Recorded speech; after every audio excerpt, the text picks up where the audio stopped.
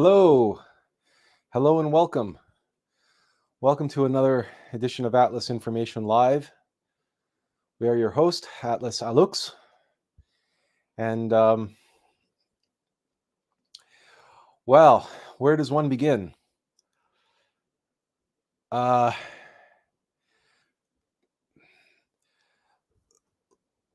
there's no easy way to say this. And this is going to be one of those tripping over ourselves live streams, we think, just because of the events that have unfolded in the last week and the last 72 hours especially. But it's not that we haven't been preparing, it's just that we're really not ready. And that said, this is Atlas Information. We have often told all of you numerous times that these live streams are as much for our benefit as they are yours. And perhaps they're even more for our benefit than they are yours. So we're obliged to share with you.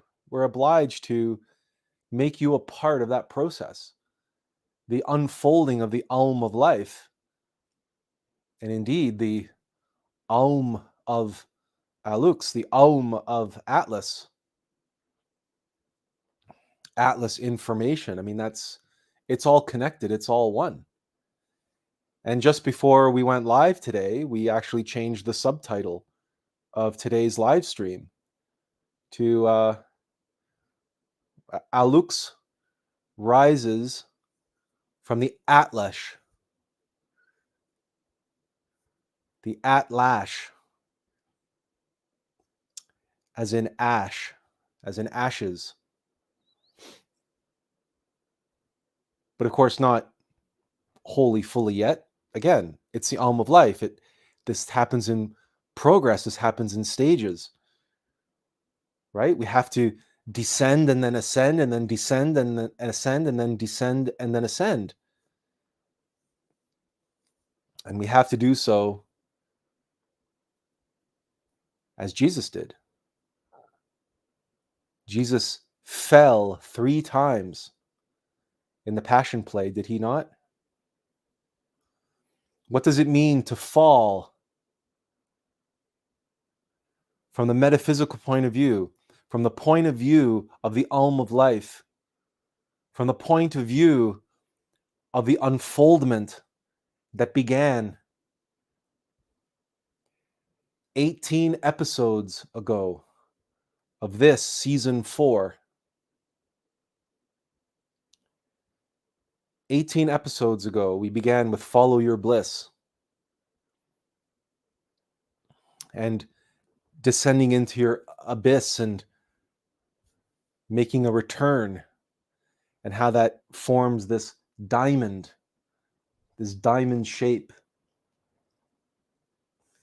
And we likened it to the baseball diamond, that once favorite game of Americans. It was the all-American game, was baseball.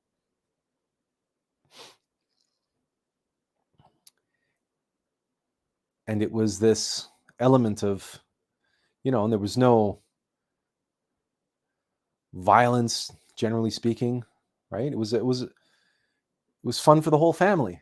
And they even had co-ed softball.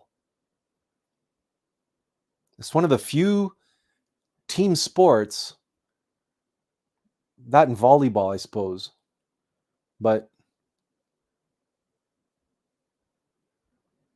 yeah, co-ed softball. And it's a game that adults could play with their kids. Mothers, fathers, children, the Holy Family, the Holy Trinity, undertaking the AUM of life. We have to leave home and run to first, second, third base, and then come home to score a run, to complete one revolution of AUM. And then we add one to the scoreboard. But if you recall, as we drew that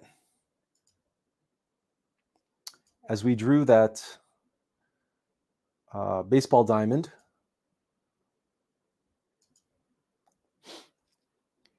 we drew it with home at the top, where it belongs. So from the point of view of the player,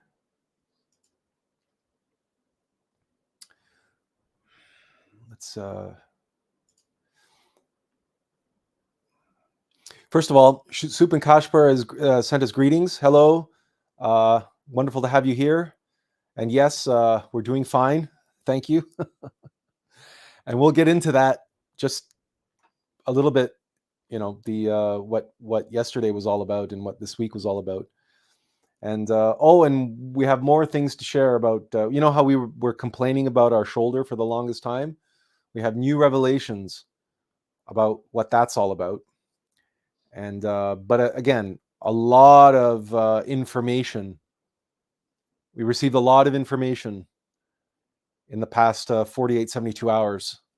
And so we want to, suppose, just fill you in on it, share as much of it as we can, because we are all about experiential knowledge. And we're an open book. Our life is an open book. We share it with you because in the hopes that you will find something of value in our experience when it comes to facing and dealing with your own experience, but also because of the path that we are on, the path of the Bodhisattva. You handful who come here every week, you have the backstage pass. You have the inside scoop. Now, sure, we post these videos on YouTube. We make them available to the world. Yeah, but you come here live and engage and ask questions and participate. This is the best that we can do in the modern world than to be able to get together every week. This platform is the best that we can do because we're all over the world, for that matter. But we come together in the name of ALUX, in the name of Christ. And we come together once a week on Sunday at 2:00 in the afternoon, my time. Because in that 2 is that 1 and 1, the coming together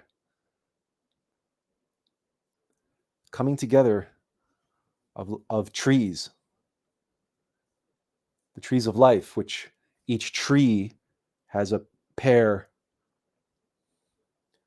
of pillars. So this is that famous 11:11 that you hear so much about. Atlas at 2 p.m. And all of you are all trees of life. So when we come together, between you and I, one-on-one, wherever you may be, there's an 11:11 taking place.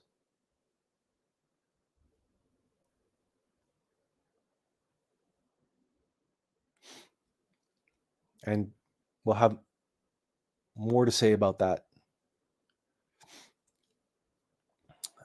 as we progress today. So we were mentioning let's see if we can, there.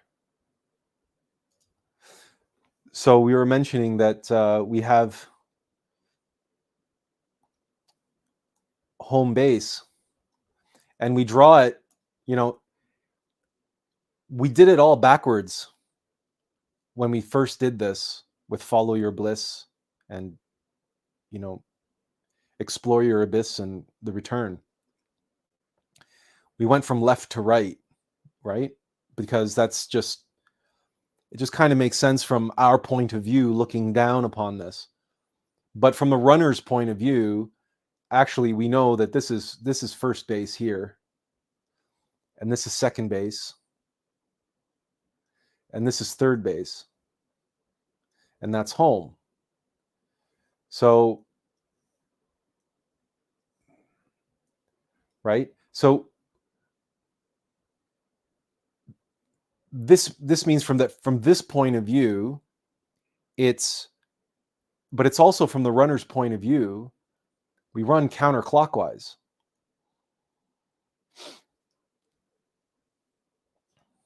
Right? There's our diamond, our famous diamond. But with every other expression of AUM of Life, we usually have it going clockwise, right? But in reality, all the energy, including our chakras, turn counterclockwise. The clock moves clockwise because it's clockwise, because it's a clock. It's mechanical. It makes perfect sense that the chakras should rotate counterclockwise because they're not mechanical. And the universe must balance. Mechanicity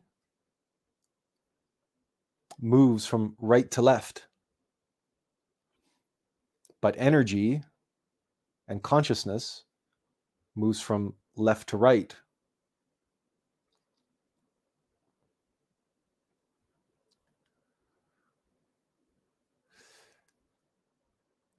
So we had this diamond, and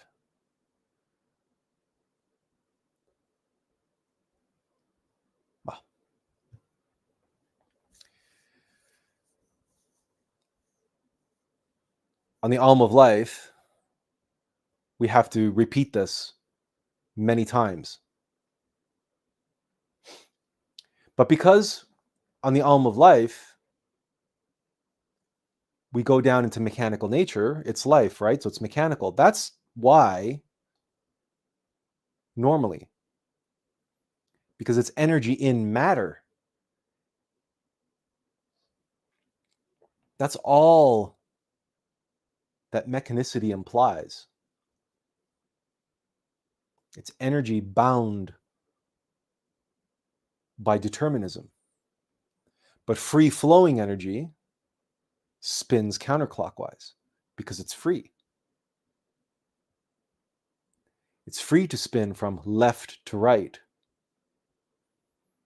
But the constraints of determinism are what condition.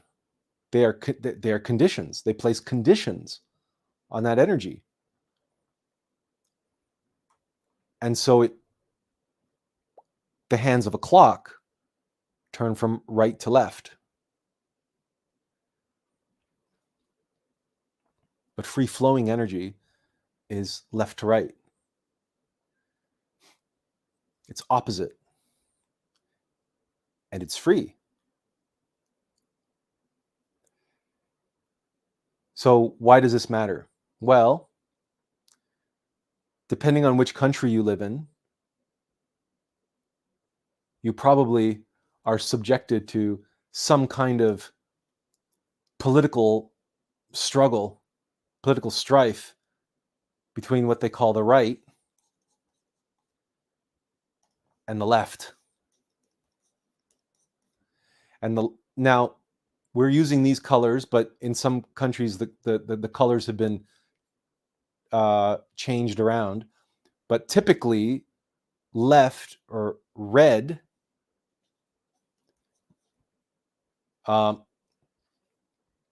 is liberal. Certainly here in Canada, and when you look at China, Russia, or the former Soviet Union, we should say, normally red is liberal. Now, in the United States, they flip that. They flipped it on its head. So in the United States, red is conservative, the so-called red states, and blue states are liberal, if we have that correct. We're pretty sure that we do. But in any case, here in Canada, and we'll just use Canada because that's where we are, and we know for sure about that. So right is blue, and it's conservative.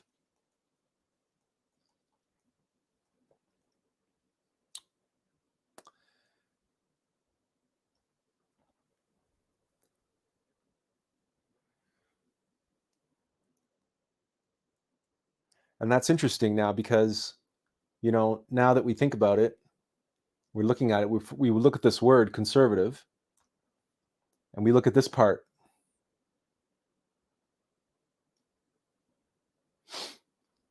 What other word can you think of that we often use on this program that begins with the 4 letters CONS?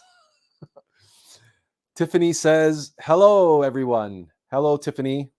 We are very glad to have you here with us today. Anyone going to throw out a guess? What other word that we use all the time on this program that starts with CONS?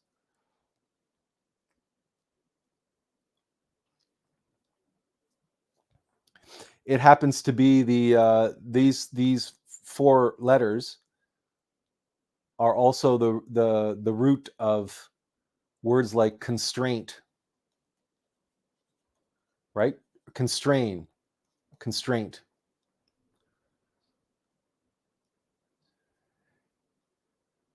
And if you look at that word and you look at rain as that which falls, to constrain means to hold back. And if you look at strain, which is suffering, constrain is to reduce suffering or to prevent suffering. But either way, like strain from falling, suffering from falling. So to constrain is to hold back.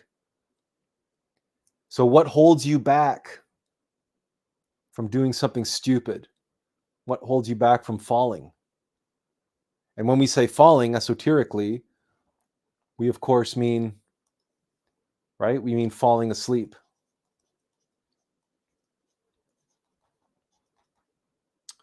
Oops. Sleep.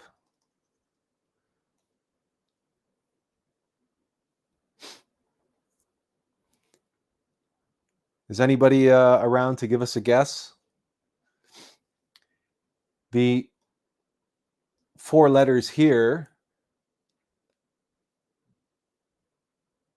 are related to consciousness. It's consciousness that keeps us from falling asleep, right? It's wakefulness, consciousness, that prevents us from falling asleep.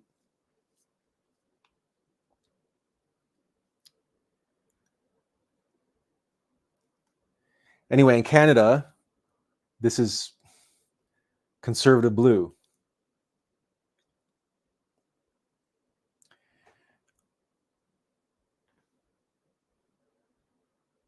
And then, liberal is, well, you do what you want. Yeah, there's the answer. Yeah, Leah says conscious. Yeah. So liberal is you do what you want. Like you play. So the reason why we run counterclockwise in a ball game is because it's a game. It's fun. It's you do it for fun. You do it for just the sheer enjoyment of it. There's no constraints other than the rules of the game. But the rules of a game are not so much constraining as they are liberating and empowering, because within the constraints of the game, you are free to do whatever you want, and you're free to have as much fun as you want. You can put as much energy as you want into that game as you'd like. So you can run around the bases to your heart's content. Of course, you got to stay within the rules. So you see, even in a game, you're not entirely free of constraints. But the constraints are not there to hamper your fun. They're there to enable your fun, enable your enjoyment, your happiness. And this is the magic of games. And, you know, we call this a game. Baseball is, yes, there's athleticism involved, of course. But for well over a century, the United States called it their national pastime. And it was the American game, the game of baseball. We all know what sports are. And the other American sports are, you know, football, basketball, and then Canada, we have hockey. Those are sports. The rest of the world has proper football.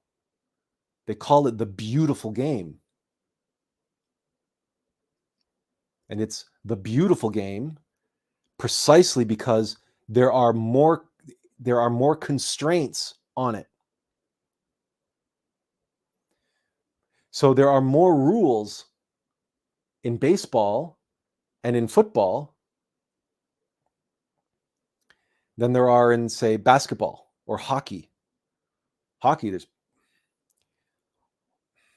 barely any rules.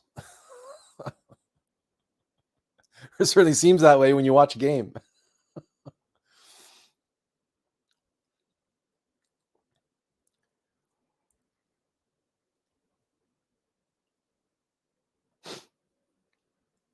The thing about a diamond is the four corners are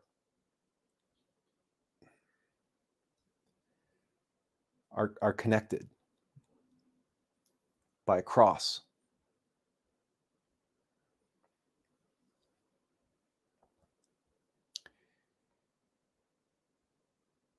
And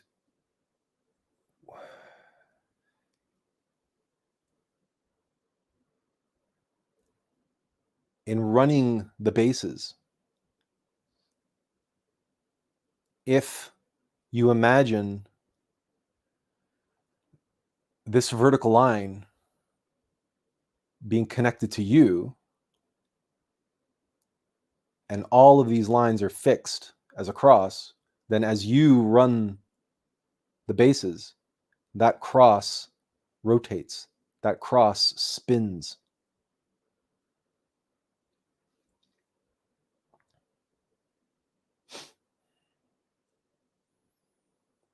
And if you want to indicate that this cross in motion,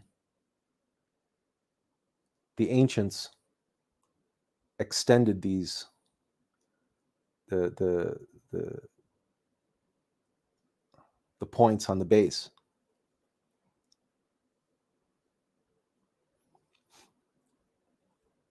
That cross in motion, that infamous symbol, famous in Asia, but made infamous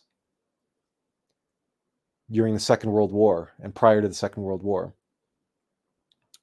by our old friend Adolf.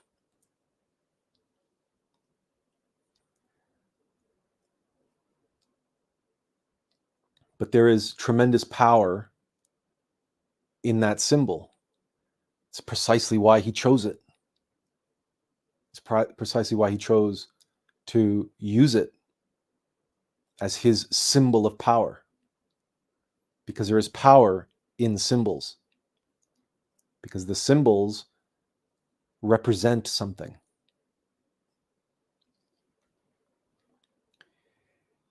And what the cross represents is the Christ. Long before Jesus walked the earth.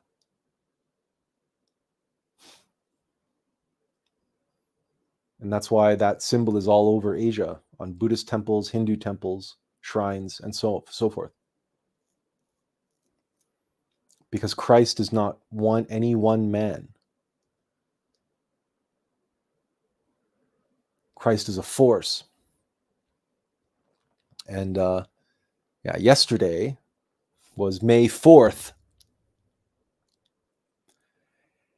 And as you may or may not know, May 4th is Star Wars Day.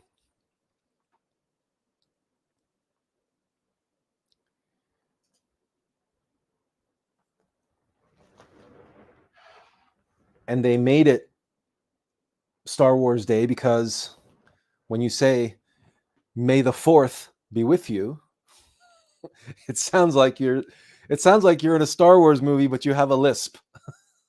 like you're Sylvester the Cat. You're the Looney Tunes version of a Star Wars movie. The Looney Tunes do Star Wars. May the 4th be with you. Yeah.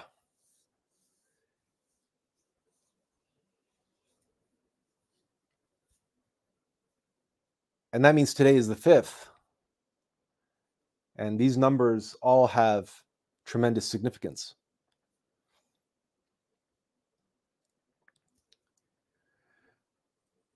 But staying with the cross for just one moment, obviously the relationship between the two lines and encased forms that diamond square that we are just showing on the baseball diamond. The four sides, the 4 points. The number that comes before 4 is 3.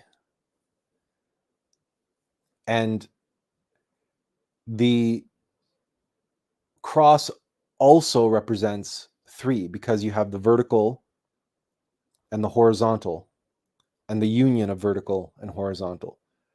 So the vertical typically is masculine and the horizontal feminine, and the union of masculine and feminine. That forms an X, right? That's the X from sex. That's the cross. Positive, negative, and neutral, or union of positive and negative. So that's the number 3. That's the 3 forces.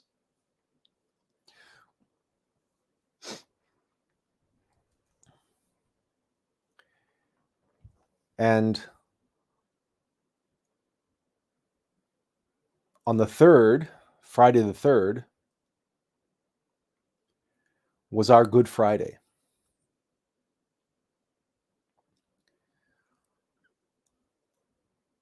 We had to take apart a table and carry it from our house to a friend's house, where we then reassembled it. And then we took a table from her house, which we had to disassemble and carry it back home and reassemble it. And in the act of performing this labor, we carried 2 rather heavy pieces of wood,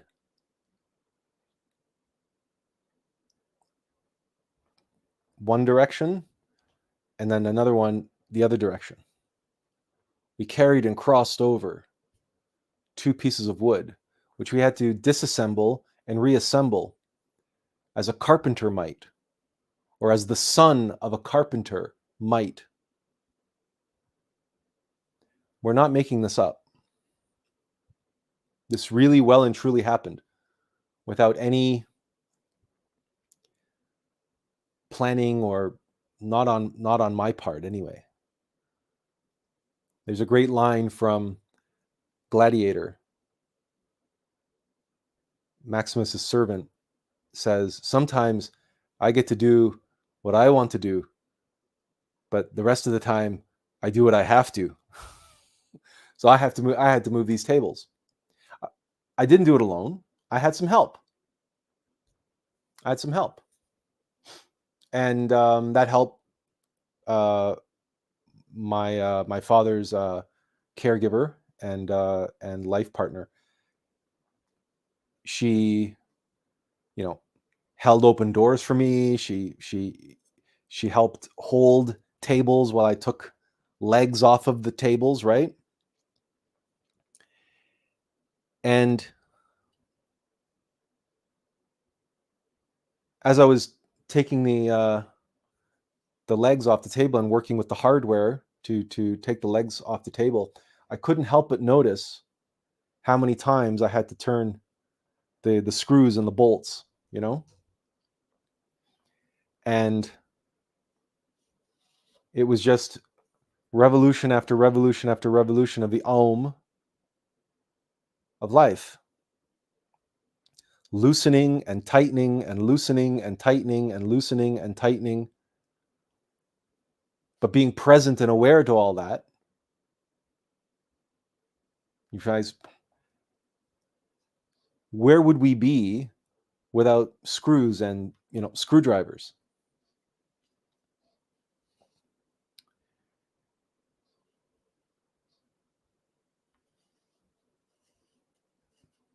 Imagine if we were still putting things together with nails. The torque that you get, the power that you get from a screw and a bolt, or a screw in wood, the physics of that is based entirely on the AUM of life. Multiple iterations of the spiral form, creating that pull that fastens together, that holds as one, two of whatever you need to connect and stay connected. Because sure, we all have a screw loose every now and then. That's true. And screws can come loose. That's also true. Vibration can do that. But a loose screw, take a screwdriver, tighten it up, you're good to go for another who knows how long before it gets loose again. Incidentally, I don't know if you probably won't be able to see that. This of course is a Phillips head screwdriver. And if you're familiar with the Phillips screwdriver head, you know that it's a cross. And it is arguably the best screw for most purposes. It's way better than a flathead screwdriver. Incidentally, now, why Phillips? Well, we'll get into that. Let's continue with our story before we start getting into the names of Phillips and all that rest of it, because we don't want to lose the train of thought. So we were actually jumping ahead of ourselves. This is going to be kind of all over the place, because the whole thing is just kind of overwhelming, really. Friday morning, we were at breakfast, and we have a rather large stainless steel insulated mug that we use. And On the side of it, it says reduce. That's the brand. It's some, who knows, made in China or whatever brand of reusable stainless steel coffee mug. The reason why we buy it is because we need something to be able to use our hand blender in. And we used to have a plastic cup that came with the hand blender, but it broke.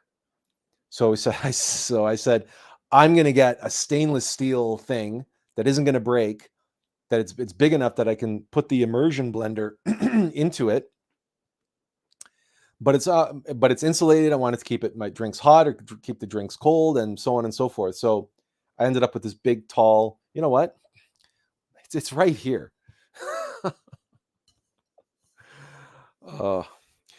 I said in the description to this live stream before I changed it today that yesterday I wasn't myself all day, and we'll get to that. I was in hell yesterday all day, and so but clearly I'm still very much in kind of hapless mode today. So you're getting me at my absolute honest today.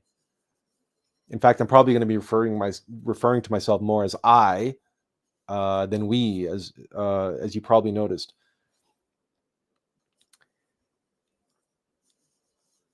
So this is my my mug, and it says reduce right on the side. I think you can pick that up. It might be backwards for you because I may have the image might be reversed. I'm not sure.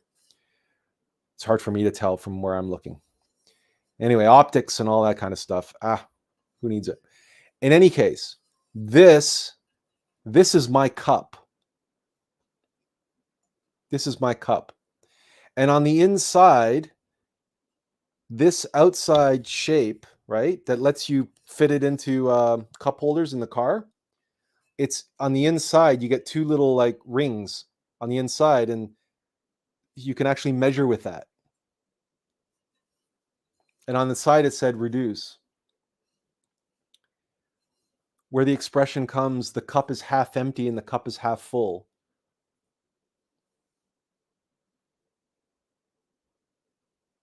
We never want to throw the baby out with the bathwater, right? We never want to go so extreme, but we also don't want to have, my cup runneth over.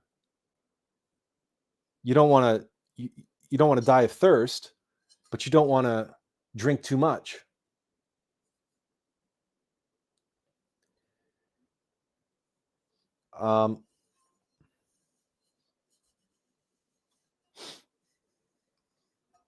This is a pretty impressive cup,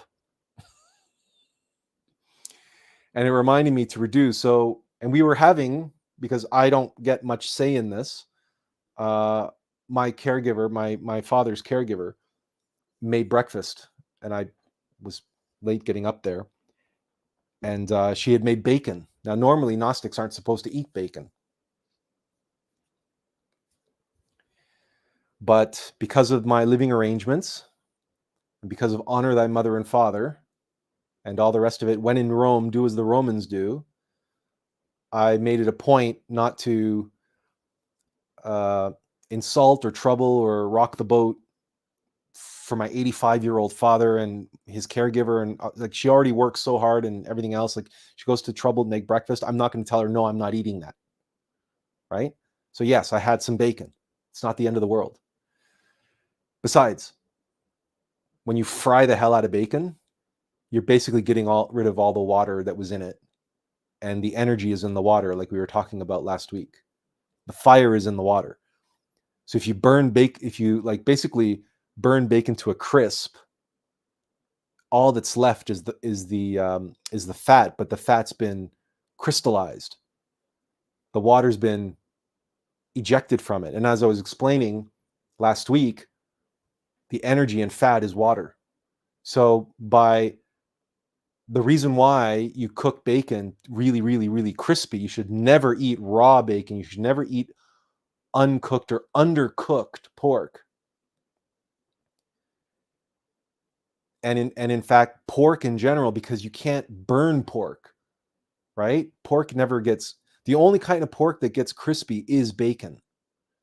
Every other type of pork, the water is still in there, and because the energy, the fire is in that water, when you eat pork, other than crispy bacon, you are absorbing that negative devolutionary um, energy. But so bacon is the one thing where you can get away with, having a little bit, but just a little bit.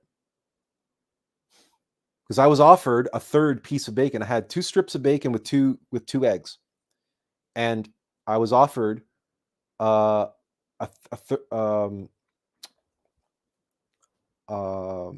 one more piece and half a piece of bread with it. She just gave it to me. I didn't have much choice. But the point was, instead of having 2 more pieces and another slice of toast, I had half and 1 strip of bacon. Right? Reduce. And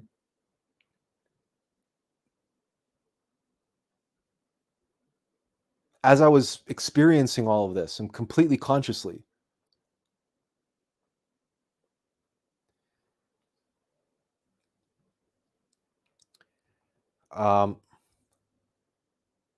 it's like, no, you don't have to say no, but you also don't go too far.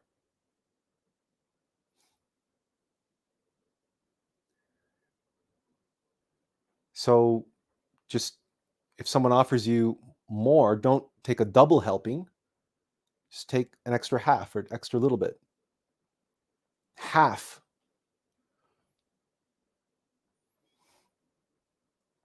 Reduce. And there's more coming in. There's more that's related to all this. We're trying to get through a story, actually. We keep getting sidetracked. But anyway, the whole thing about not eating pork and not eating bacon is related to this very thing, right? Eating less. Now, for lunchtime, again, on the subject of food, at lunchtime, we were supposed to have a barbecue. And there was a steak that I had left out on the counter, because you never put a icy cold steak on the barbecue. You always have to bring it up to room temperature, because a cold steak cools the grill, and then you can't cook it anymore. You can't cook on a cold grill. So you always bring your meat up to room temperature. So it was sitting on the counter, coming up to room temperature. But by the time lunchtime came around, it was pouring rain. Right? Couldn't eat steak on Friday. I couldn't eat that meat on Friday. What is it the Catholics aren't supposed to do? Just like Jews don't eat pork. They're not supposed to eat pork, right? Eat less pork. Well, the Jews went, oh, well, if less is good, if less is good, then none is even better, right? But again, maybe nice crispy bacon, maybe that actually is kosher for the reasons that I explained. It should be. But you see, these are signs, these are symbols. They happen to those on the path to help us remember who we are and why we are here. So reduce, and that, right? And that's our rather impressive cup, right? That's half full and half empty. There's there are other cups that you are aware of related to the path of the Bodhisattva, related to the Christ, which have feature in various scriptures and indeed legends, like the legend of Arthur, and we'll get to that. So I couldn't eat that meat on Friday. I had to put it back in the fridge. But in the olden times, they didn't have a fridge, which means that would have been fresh meat that was freshly slaughtered and drained and prepared. And because they couldn't have cooked that meat in the rain, we can do it because we have fancy barbecues with lids that open and close and stuff. But 2,000 years ago, forget about it. So they didn't eat meat on Friday, but the meat spoiled. The meat perished. The meat died. Its vitality, the life left the meat. They couldn't cook it.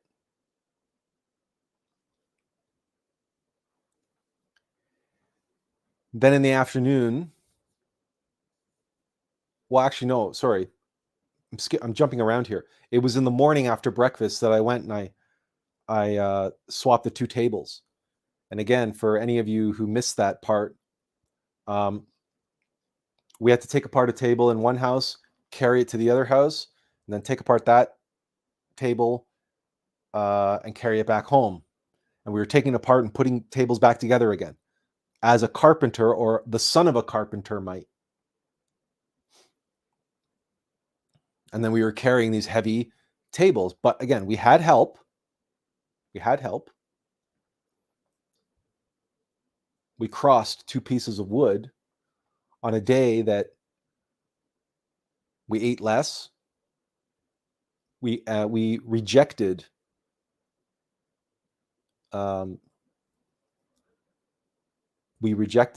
extra bacon. There's got to be more symbolism in there. We crossed 2 pieces of wood, and we couldn't eat meat, but that meat spoiled. That meat died.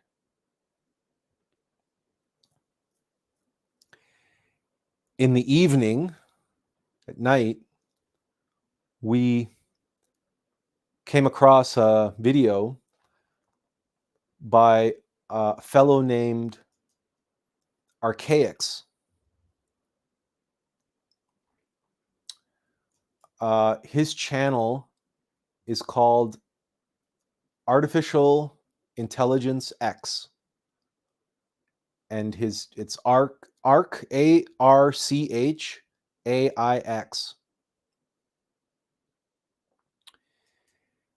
and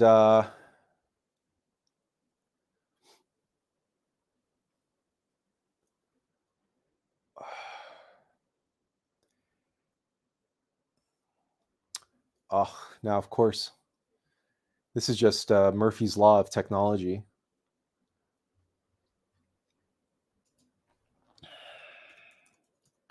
If something can go wrong, it will go wrong. Okay. So now, hopefully, we're not going to get dinged by any. Yeah, Kundalini King says Jason Brashears. Yeah, that's him. Yeah, you know him. He's right here. Hang on. Where is he? He's right here. Right? That's Jason, right? Right? That's AXEPT. Now we have to say a few words about AXEPT. First of all, if you have ever watched, Kundalini says, I do. He knows him, and Kundalini also says he calls him the prodigal son. Just one moment. We're going to jump back. Archer says, we got blasted by multiple X class and high M class flares yesterday. I was feeling it too, man. Yeah, no, the solar light, the Christos force was very active this weekend. But we haven't even started getting into it yet. You guys are just we're just scratching the surface here so far.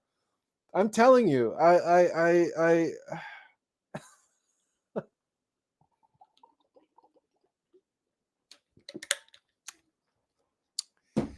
and you guys have a front row seat. I did not advertise today's live stream. I didn't even post it to Attila Envi's Facebook. I didn't even, it's just the boom, there it was. And I didn't copy it anywhere. I didn't distribute it anywhere. So you guys are here and you guys have a front seat, a window seat to an event, a process that very few souls ever have the privilege of witnessing and participating in. Kundalini King says, Jason gives full permission to play his videos on YouTube. Well, listen, that's good to know. That's good to know because we want to play you a little bit. Now, unfortunately, I don't have the time code, so I might have to like jump around a bit. But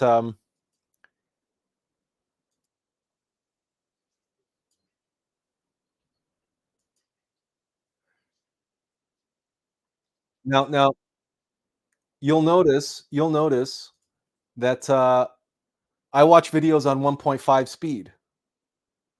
Again, not double speed, but 1.5 times speed.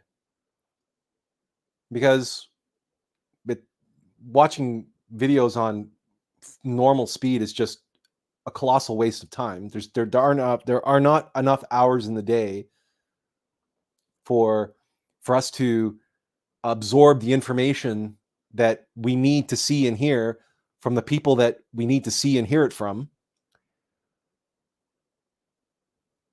But at the same time, 2 times speed is too fast because we can't properly absorb. But 1.5 times. If Kundalini says 1.25 at least, and Tiffany says she shows us a hatchet and probably a clock. So okay, so we're doing the hatchet job. We're following the reverse of what my cup says, right? That says, reduce. We're actually going, but not doubling, but just 1.5. Actually, that's another cup in there. So anyway, so it's 1.5 times. Let's see if we can find what we are saying here. Yeah. Okay. So okay.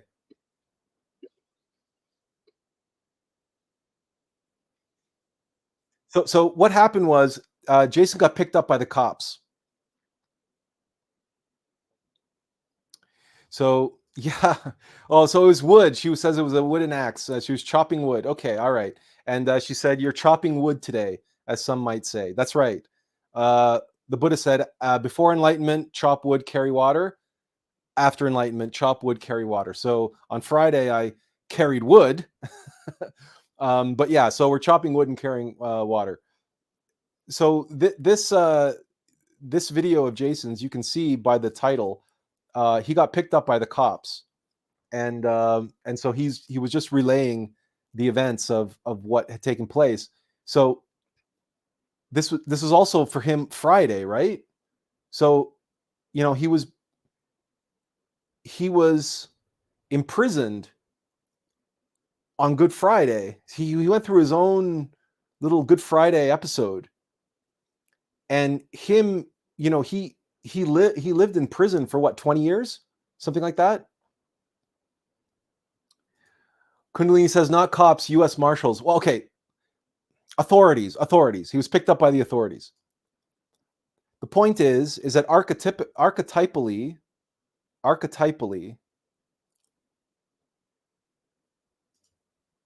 Jason is a convict, right? Like, so he's a former convict, but again, he was picked up by the authorities again on Friday, and then he shared, what happened with everybody. So let me just okay. So if you don't know, I reached out to Jason.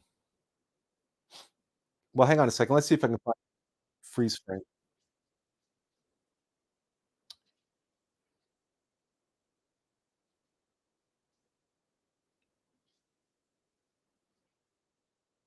Okay, two things. Number one, uh, surely you guys can see a resemblance. And at times, even the didactic style still comes through on my end, right? Jason is far more didactic than myself, but there's some interesting things happening here. Uh, Symbolically, first of all, if you look at the atlas that he has over his shoulder, right, and you look at the Thor's hammer hanging from his neck, now it's inverted, and there's significance to that. But also, I'm going to try to get a better shot of it. I want you to, when he turns the right way, when he turns directly into the camera, I'll pause it. Or maybe I'll slow this down a bit.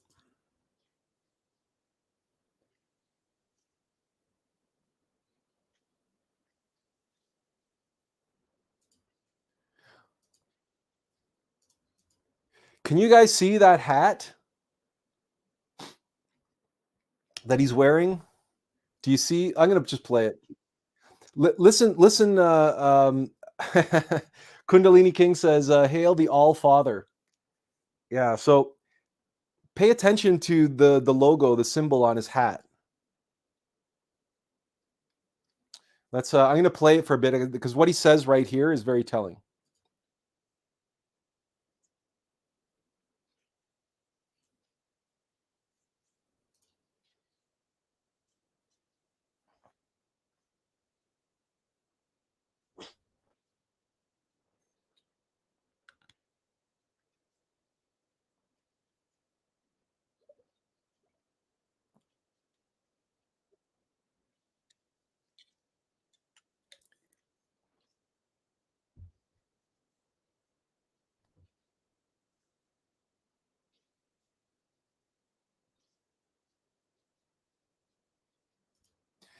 Can anybody tell me what they see in that hat? What the symbol is?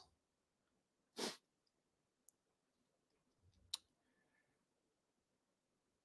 you want me to keep playing the video some more?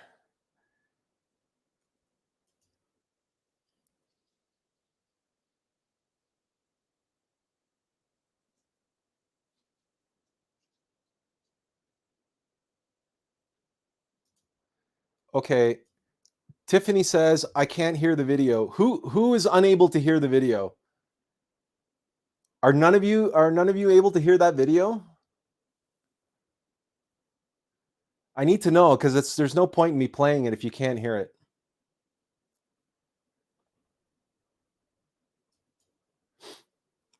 I need to get a yes from somebody. If somebody can hear the video, I need to get an answer on that.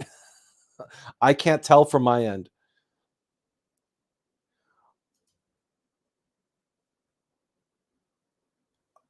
Tiffany says she can't see it either. No, Kundalini King says no audio from Jason. Ah, darn it. Hang on a second. Let's try. Let's try this. Let's try this. Okay, let's try this. Present.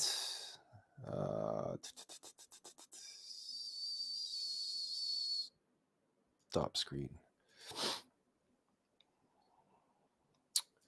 Share screen and YouTube. Let's try that. No.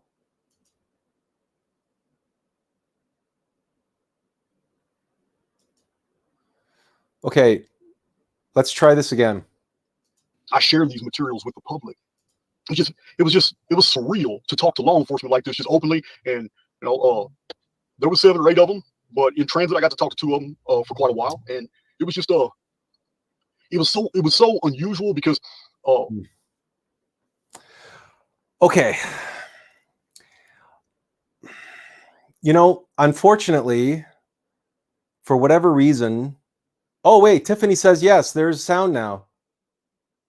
Once I had 100% complied, and we were en route. No longer, the threat assessment is all the way down. They already know, okay, because Don had talked to them and said, hey, you know what, his attorney already knows about all this, and Okay, all right. Tiffany's on Facebook. It looks like, oh, you know what? It's probably it looks like everybody who's watching on YouTube. Kundalini says that he can hear Jason. Well, that's really strange. It seems to be working for some, not working for others. So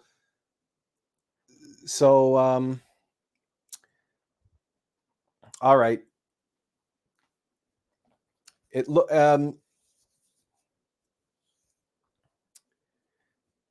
Oh, wait a minute.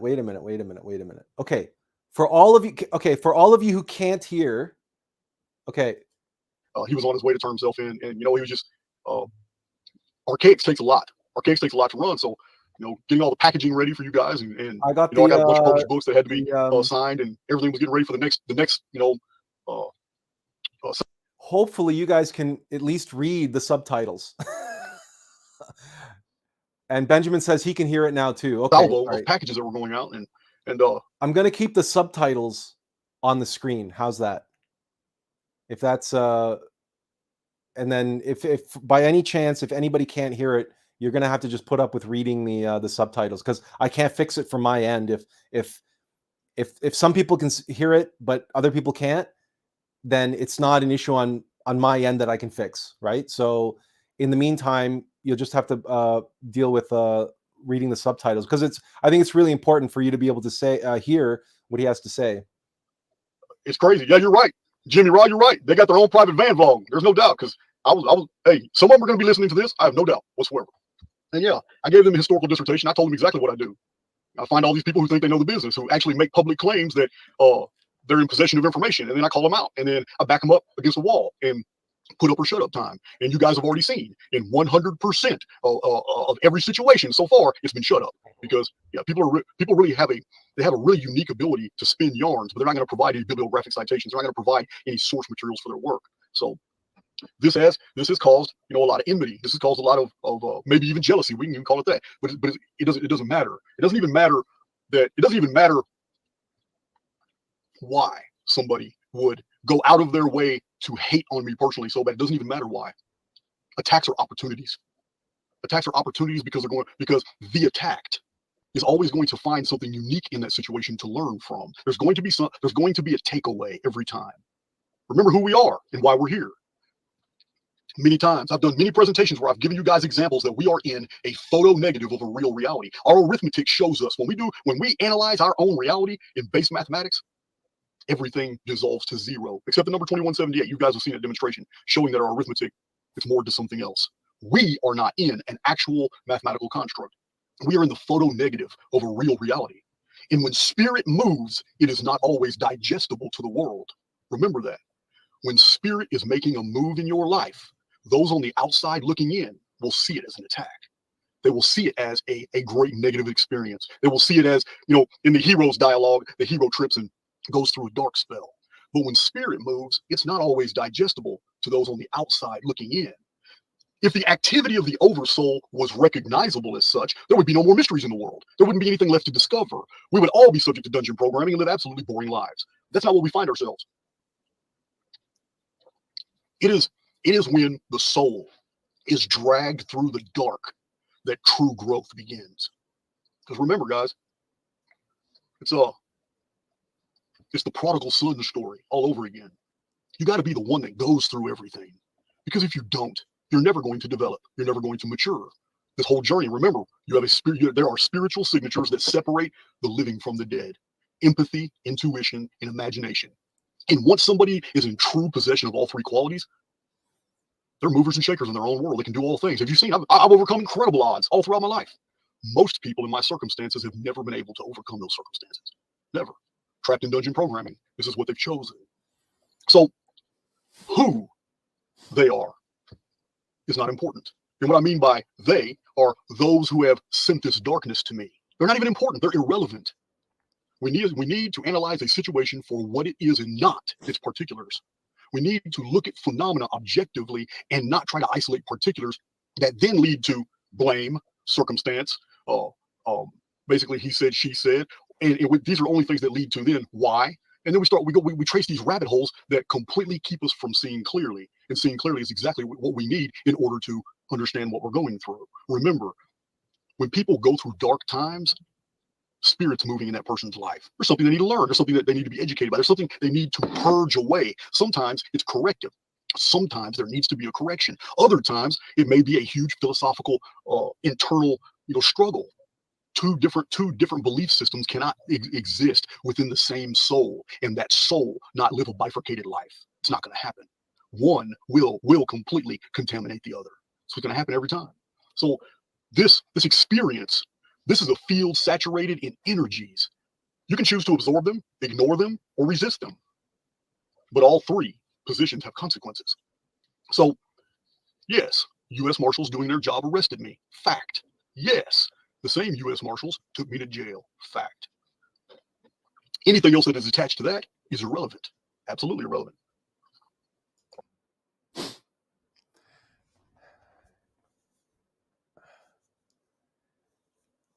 What we just heard was the voice of Attlas speaking through Jason, this son of Yah.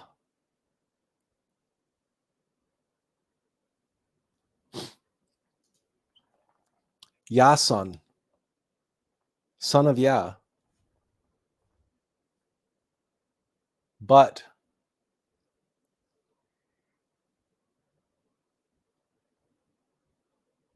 as much similarity as there might be and especially in what you just heard, and the methodology that Jason has taken, what he demands to arrive at the truth, the empirical evidence, the mathematical foundation and the empirical evidence,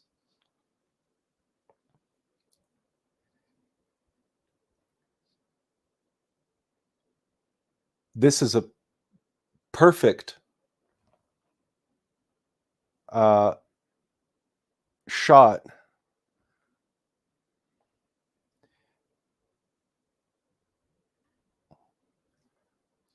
of his hat. I'm just zooming in on it.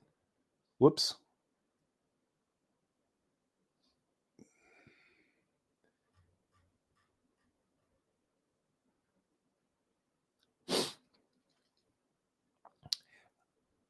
Tiffany asked, was that a bull patch on his hat?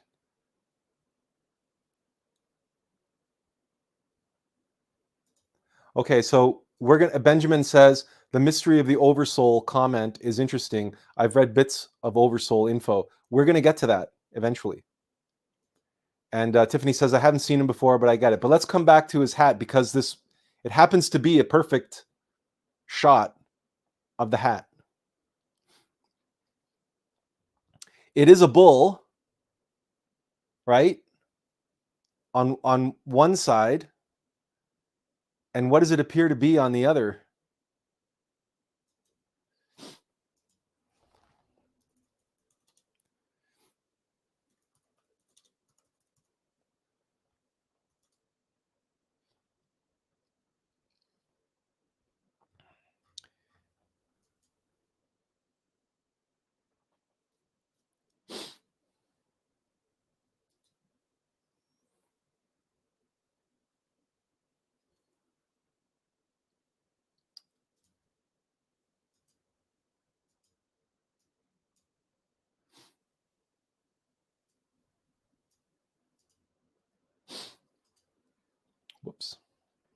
You guys all went away. Let me try to get you back. YouTube, there we go. Okay.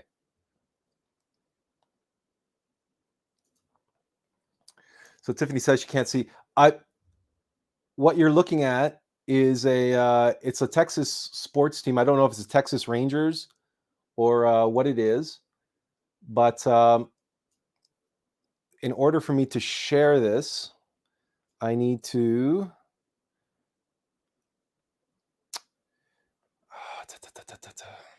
Well, Tiffany, you're looking at it on a phone. That's why, right? So actually, you know what? Let's see if we can stop sharing. Okay. You guys have to have patience with me today because there's just, this is extraordinary circumstances this weekend and what happened on Friday. So you just have to gonna bear with me while I.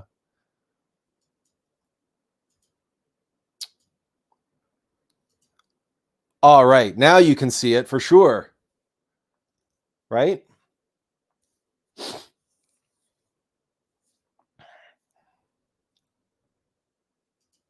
So on one side, we have what appears to be a bull, right?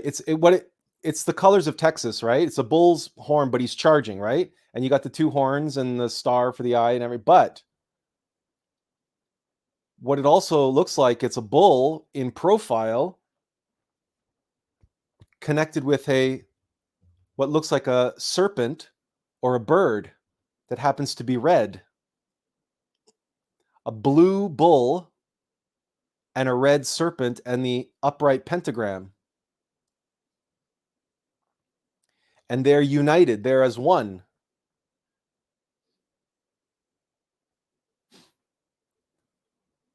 And the horns of the bull and the upright pentagram, the upright star.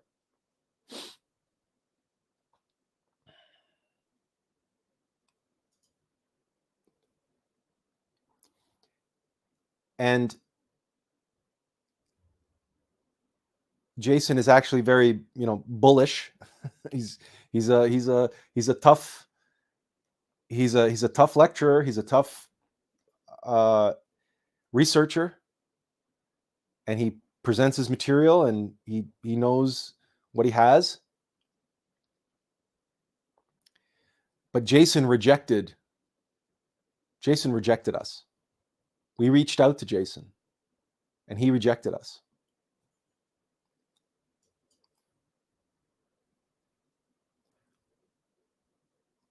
But what we just played you, what he just said in that presentation, those few minutes that we shared with you, he was expressing exactly what we have said in almost exactly the same way many, many, many, many, many times.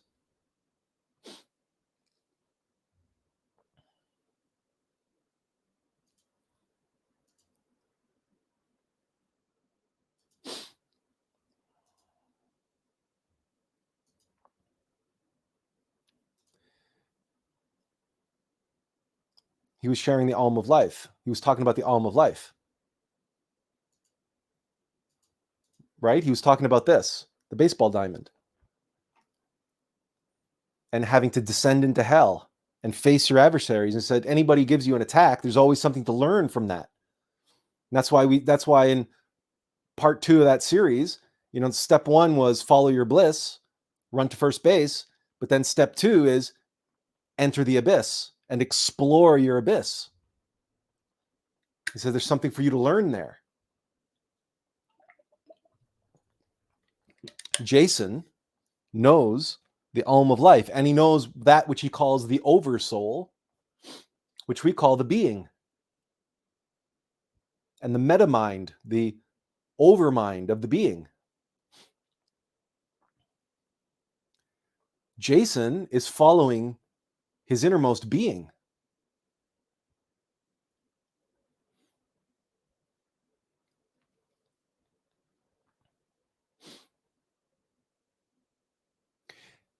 Do you remember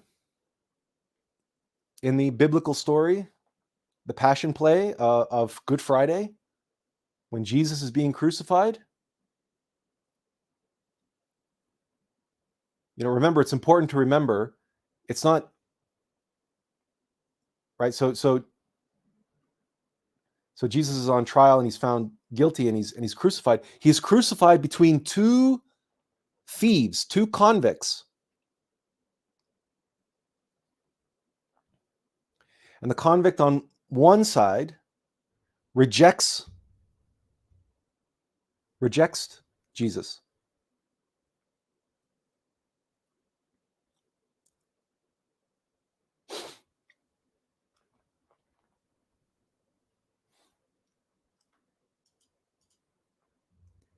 Yes, monad. Yes, correct, Tiffany. Yeah. But the being is part of that, and the human soul is part of that. So we'll get into more detail in a minute. But Jesus is crucified between two convicts. And one convict rejects Jesus as Lord. He rejects Jesus as Christ. He rejects the Christ. But the other convict, on the other side of Jesus, says, my Lord and my Savior.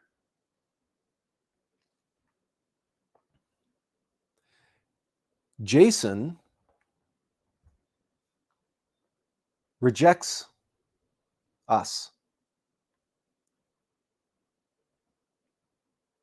When we reached out to him, he flat out rejected us. And in fact, we saw on one of his videos him going on a rant about how he's sick and tired of people who have no evidence to back up what they're talking about, and these new agers and all kinds of names he ended up calling, ourselves included, and that he knows that he knows what the truth is, and this and that and the other thing, and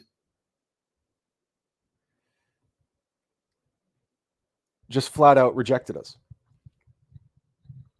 But in this video on Good Friday, the words that came out of his mouth that you heard and read could have come out of our own.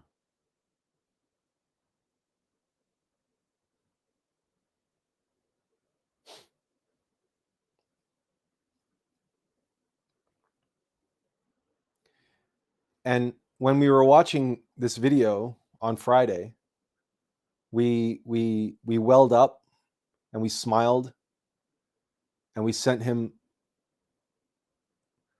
a prayer and we said, be at peace, brother, because you will be with us in paradise. He is following his innermost being. And what great sacrifices has he done to do what he's done, to decode history and to decode calendars, to decode the time itself, and to decode what he calls the construct, Maya, illusion. And he did that using history, using archaeology, using forensic archaeology. No. Forensic archaeological history. It's not enough to call it. He didn't go out, dig up bones and stones and whatnot or so forth. No, he's decoding the archaeology that he undertook was the archaeology of books. Yeah, okay, so chronology, so he's decoding the calendars and the time, but not just chronology. That's a big aspect of what he does, decoding that, but he decoded the events that took place along that timeline, and he decoded the individuals involved and the repetition of events. and the recording of those events. So like in media, in newspapers, newspaper articles, firsthand accounts, like his study was exhaustive and comprehensive.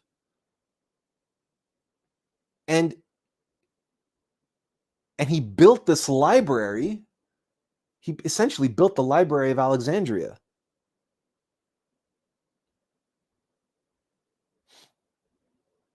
He has his own personal Library of Alexandria that he built, relevant to now, to this humanity.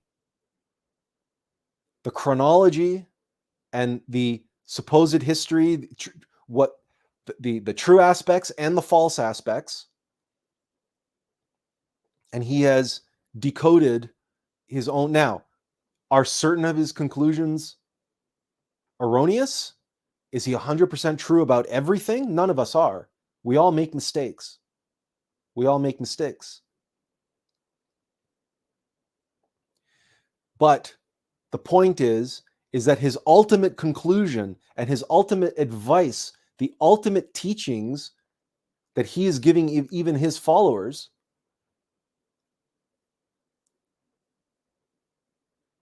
is the same, is the AUM of Life.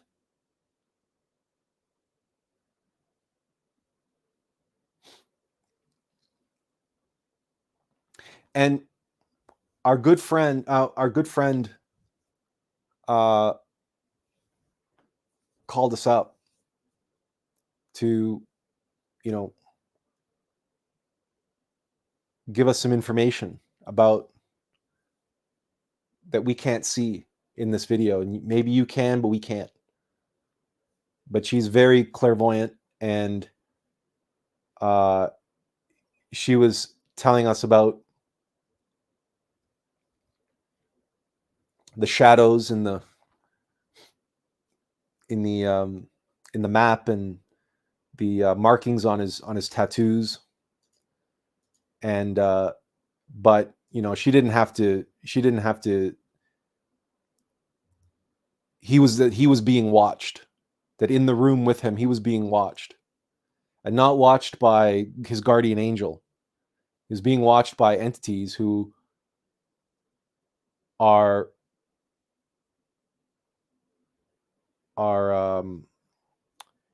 in support of his work, and who admire his work. And his insistence on physical evidence and empirical evidence means that he's in the camp of mechanicity, of materiality. The Thor's hammer around his neck is hanging upside down.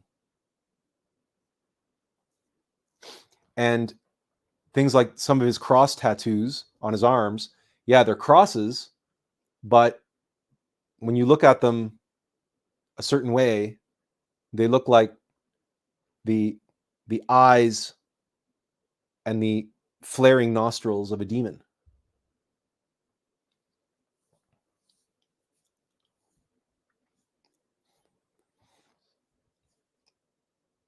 But one thing that our friend left us with, and we're going to show this to you. She said, but watch his arms. Grab the fast forward button. And she said, run it back and forth like this really fast. I don't know how well this is going to work, but if you run the red thing, run it back and forth like fast. She says, it looks like he's dancing. Looks like he's dancing.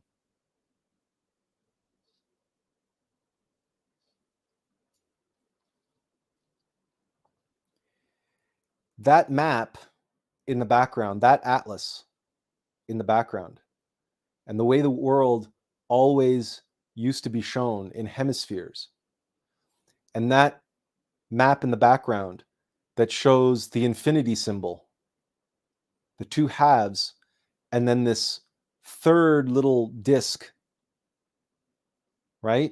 So you have a trinity here. You have the duality, but it's in union, it's connected, two halves of the whole. And our very, very, very good friend, very close friend who lives on the other side of the world,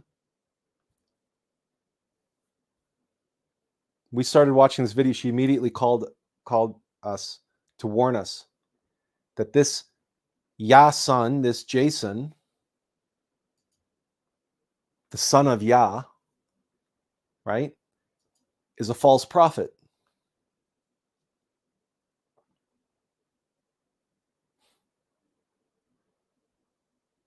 Who rejects the stone,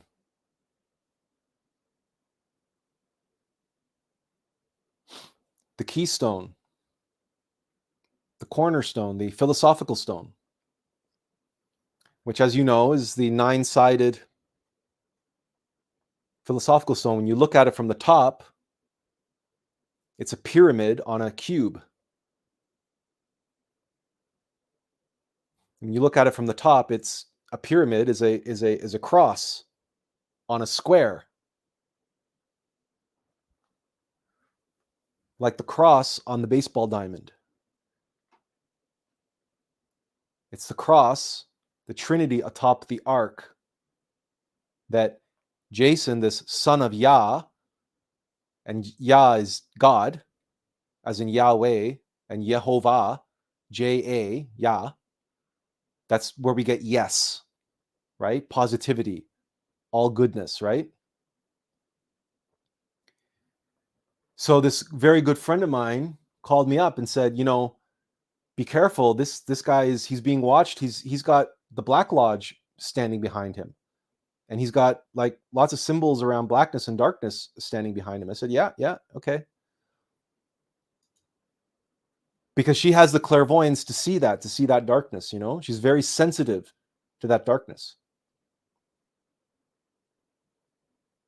And I'm blind to that because my clairvoyance is on a higher level, is on the higher of, like Jason's, on the higher of, on a different level. And mine's on the level of archetypes, as I've explained many, many times. And so the symbols that I saw the darkness, but I saw it through symbols. But I also saw the light. And in the words that he used, and in the passion in his voice, the fire in his belly, the three stamps here, the word service next to the lava lamp. And a lava lamp is a yin and yang. And right behind that is this, I don't know what this is, a life preserver or what that is on the side there.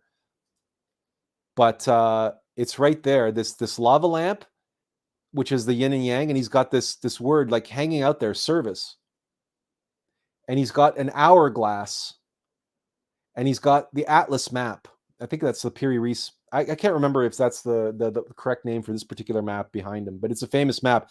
My friend Nira has exactly the same map hanging in her house.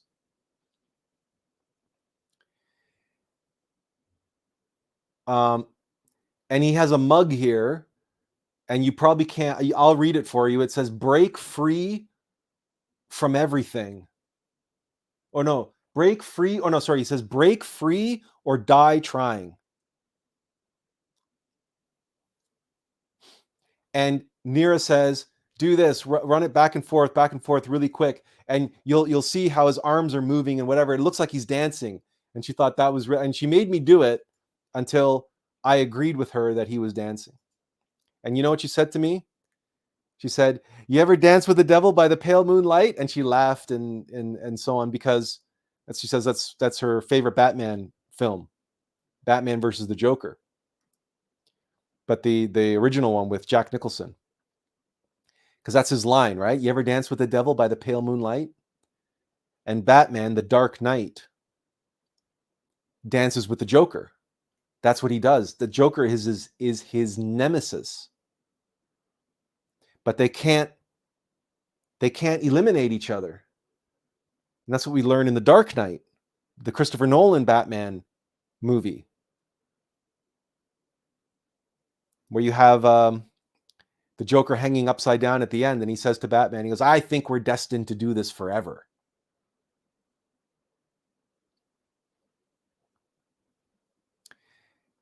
When we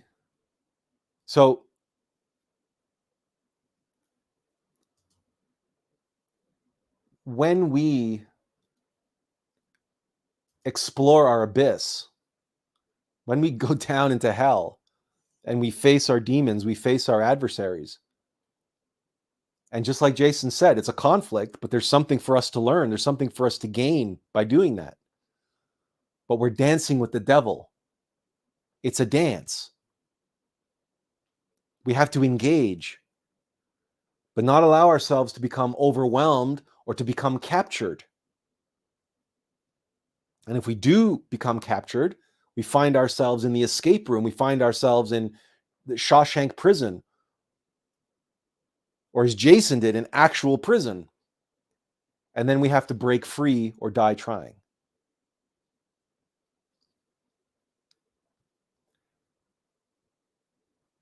Jason rejected us outright when we approached him. But here in this video, on Good Friday, he said this is like the key to everything he teaches. Whether or not his whole conclusions around history and that all of history is made up or not made up, and what you can believe and not believe, and that, you know, his railing against Atlantis and the Younger Dryas theory and all this kind of stuff, whether or not any of his conclusions on the material side of things is right or not, that's irrelevant. That's irrelevant. Because we all make mistakes, and empiricists, materialists who rely on subjective physical evidence and rely on their intellect alone will always make mistakes, because no machine is perfect. But clearly, something is moving through him and what he does.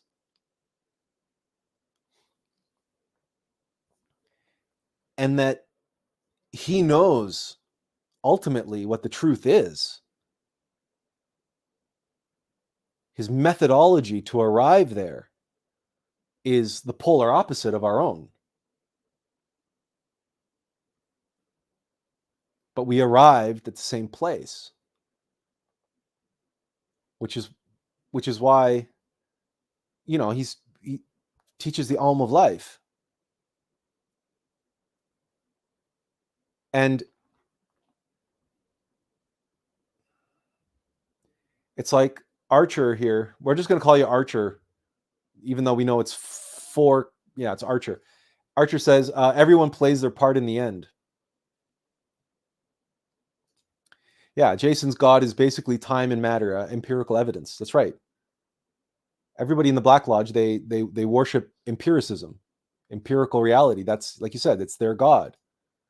But as we will come to see, that's everyone plays their part in the end. And the part that he's playing, he has a purely mechanical, material, secular, well, not exactly secular, but backed by evidence for secular minded, maybe even atheist minded individuals who have rejected religion. They've rejected the New Age. They've rejected Attlas and our teachings, and everybody else. Anything related to religion, they've rejected it all, right? Jason gives them, as Archer says here, a time and matter, an empirical evidence-based system to arrive at the same conclusion of the AUM of Life. Azazel says, evening all. Okay. You came in, you jumped in at a good time here, Azazel.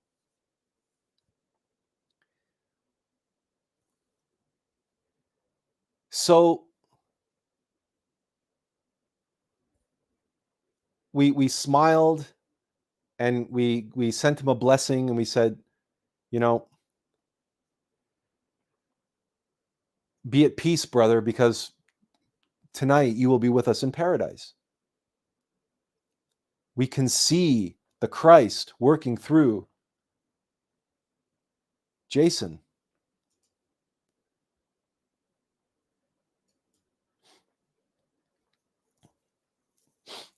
He's a false prophet, but he's only a false prophet for some. For others, he's the prophet they need, the prophet they crave, and the prophet they long for, and the prophet that they are willing and able to receive.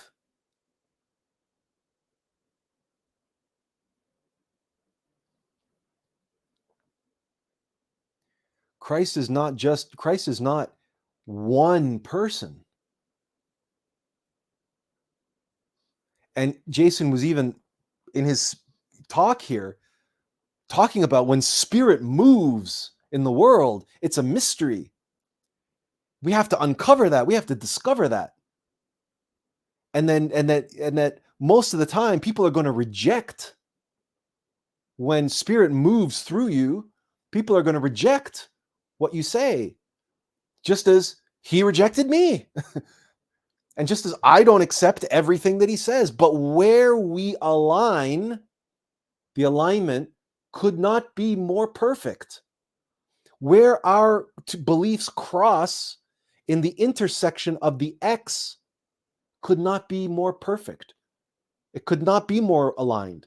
It's on the edges, it's on the fringes that the similarities, they're divergent. But it's in the middle where these two opposites, positive and negative, conscious and mechanical, metaphysical and physical, on the X, with the divergence of these, the further out you go, the less synchronicity there is. But when you come back to the middle, when you come back to the center, the synchronicities increase and increase and increase and increase and increase, because ultimately there's only one truth.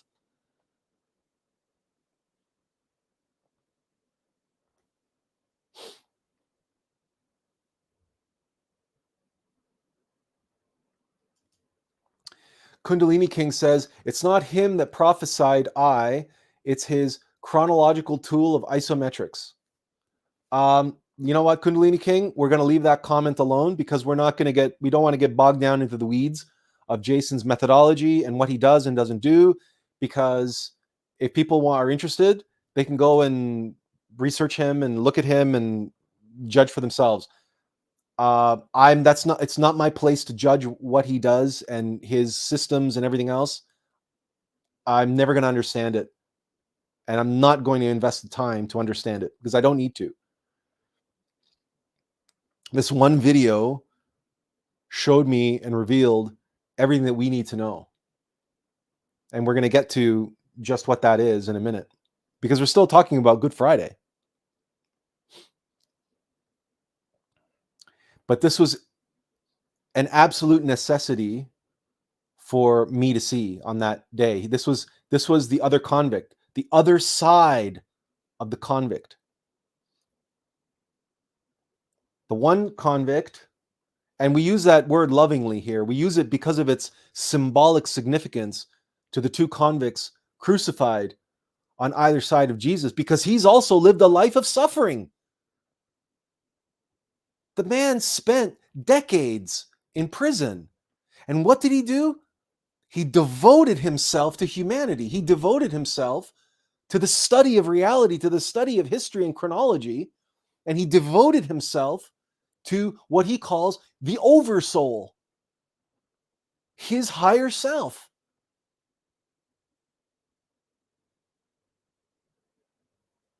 and he suffered tremendously. The man was incarcerated. The man was in prison.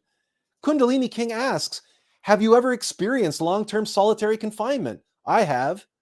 He has, and many, many, many others. Yeah, and Azazel points out here, this is a feat that few can compare to. And just a few weeks ago, we were talking about the ultimate expression, possibly the ultimate allegory, or the ultimate symbol or allegory for life is the escape room, and that the Shawshank Redemption is the most beloved movie of all time, according to certain lists of the greatest movies of all time. The Shawshank Redemption is the greatest.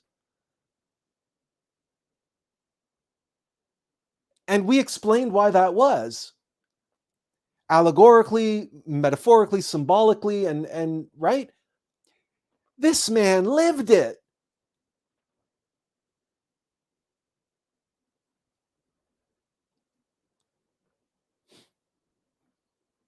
Jason lived it. No allegory, no story. This was his life story.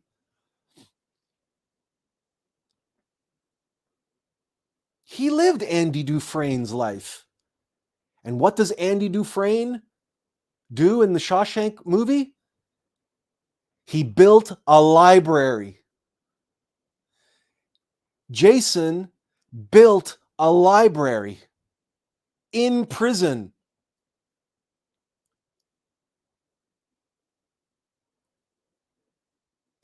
This is no accident. This is no coincidence.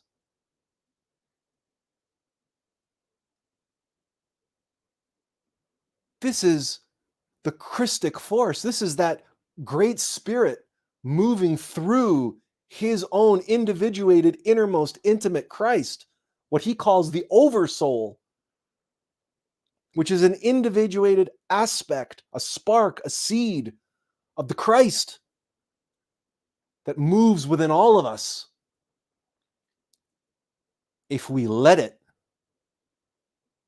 if we do our duty, if we face our obstacles and our challenges and do what we have to do, as he knew he had to make the most of his incarceration.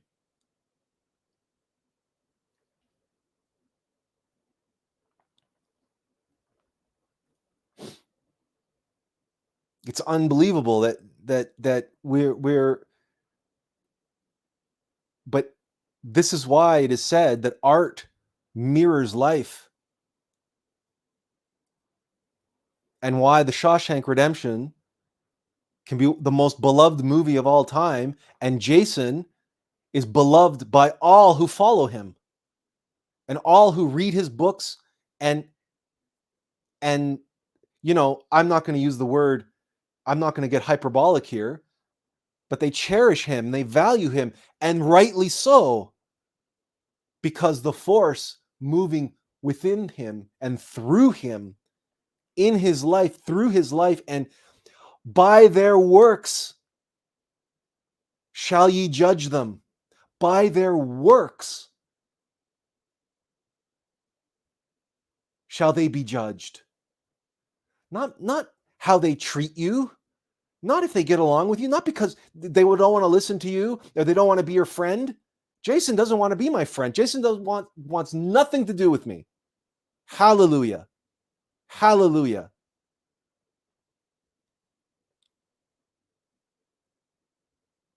God bless him.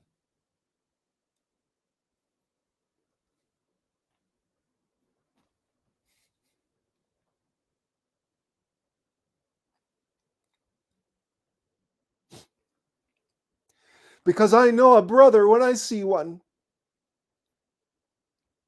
A brother in Christ. A brother who's walking the path of the Bodhisattva. A brother who's lived a life of suffering and sacrifice. A brother who gives all of himself in every video he does, practically every sentence he speaks. It's like he throws himself into the prison of his own words. With every word that he speaks, he's that committed. He is that Texas bull on his hat. It's the bull, and it's not, let's not, get confused and start calling it Ares and whatever, but Ares is the god of war. The Ares is the ram, but in any case, you have that on his hat, that fiery serpent or that fiery bird, united, one with the bull, engaged as one.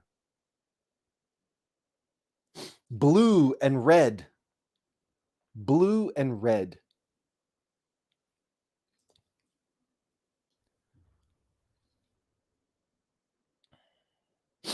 Like what we were saying earlier about the blue and red, the liberal and conservative. How much stronger they are when they come together.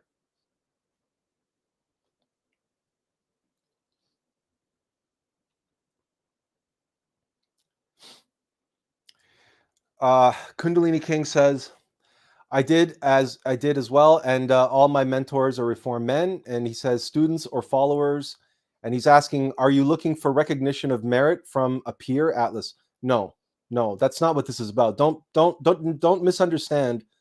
Don't misunderstand what we're after here. We are acknowledging and showing our appreciation and showing our solidarity with a brother in Christ who's here doing the same work that we're here doing, who's walking the path of the Bodhisattva, who's walking a path of suffering and sacrifice for humanity.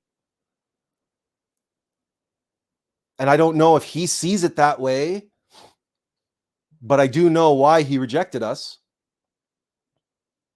And I also know that there's no reason why we need him to accept us. He has accepted us. He's accepted Alux. He's accepted the Christ.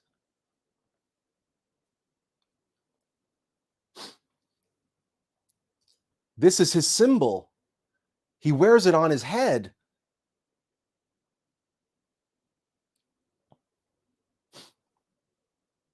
And he's embodying not everything, but the AUM of life, the essence, the essential teachings. He's embodying in that video. He's telling everybody, and he's passing along the essential teachings that he arrived at through his own life, through his own path, his own way. And he explains it, and he backs it up, and he understands it completely using empiricism, which makes us, like you were saying, the prodigal son, right? We're diametrically opposed. We're like oil and water. I don't need him to be my friend. I don't need him to hear this video, or I don't need him to know that I appreciate him or that I admire what he's doing, right? And you know what? And he doesn't need to hear it from me. He doesn't care. He doesn't care if he has my approval, just like I don't care if I don't have his approval. You know why? Because I know where he's coming from. We are just on two completely different paths, but those paths ultimately lead to the same place. And I came to realize this. I was enlightened of this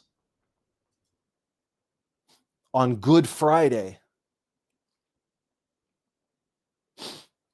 on the day that I crossed two pieces of wood and I encountered the convicts.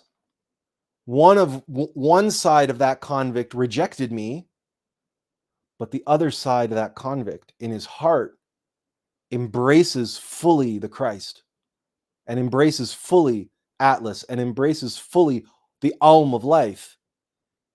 He doesn't use these words, but he doesn't have to, because the words that he uses are the right words for the people who are listening to him. He doesn't need to listen to me. And truth be told, I don't watch his videos. I don't have time. We have enough work as it is, creating and doing our thing. But we can be at peace, knowing full well that he will be with us in paradise.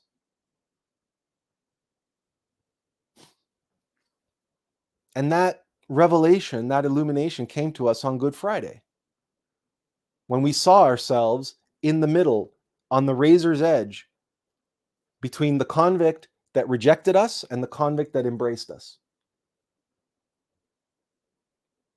Just as Jesus did. Rejected by one convict, embraced by the other.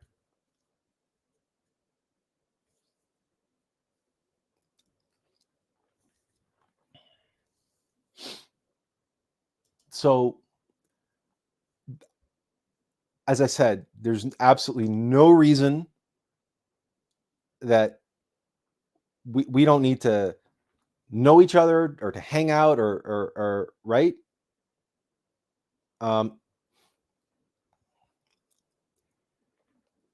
There are many, many, many, many individuals who are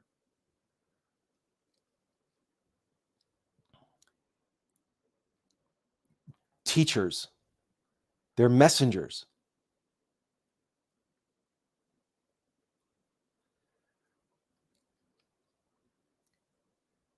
And there are many, many, many messages. And those messages have taken form in some form, because every message is the ineffable being put into form and then being transmitted or being recorded, being mediated in some way.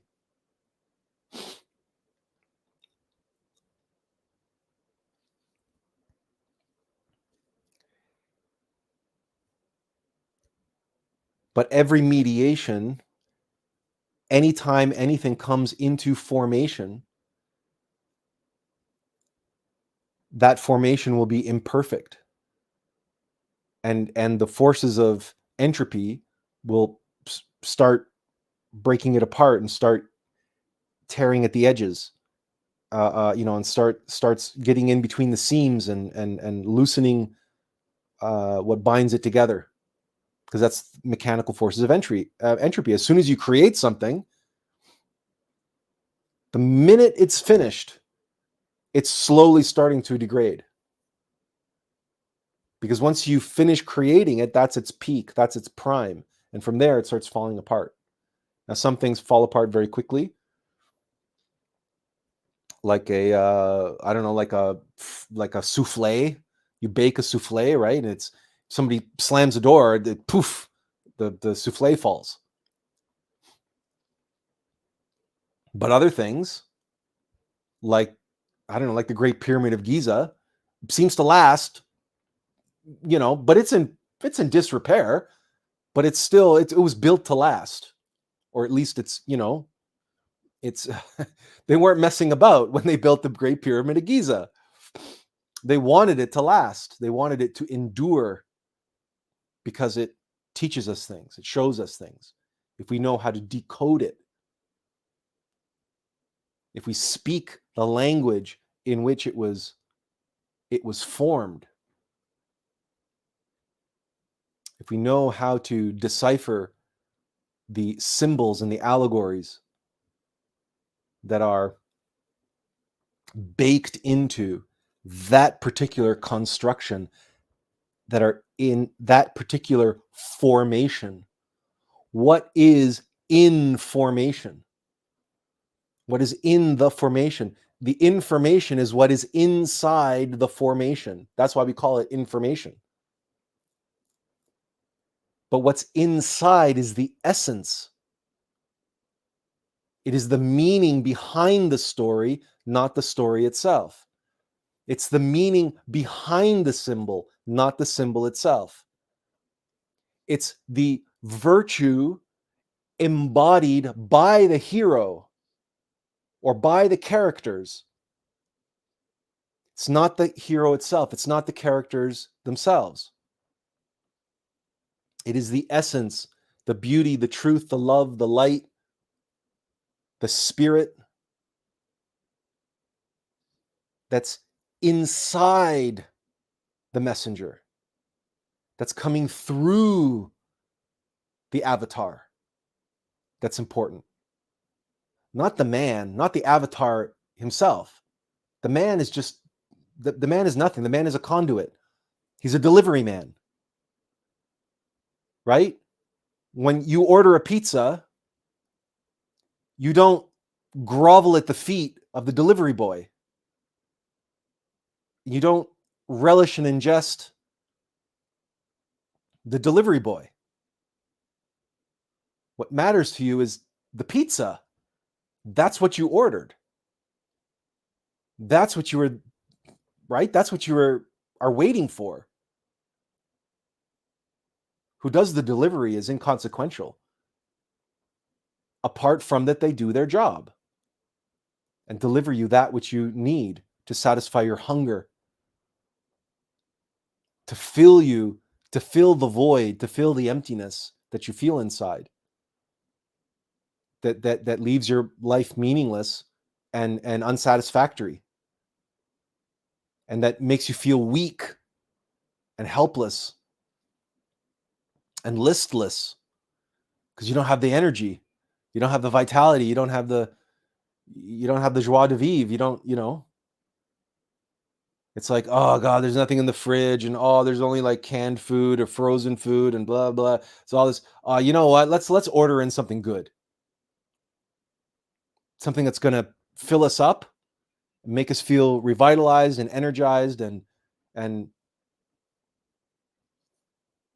you hope that the food that the delivery guy brings is gonna give you that. Now, we're not saying there's a high likelihood of that because, hey, pizza is not exactly health food, but work with us here. Work with the analogy. Kundalini says that's awesome. That he's responding to what we were saying earlier, and he says Ditmas, which okay, and he said Jordan Maxwell.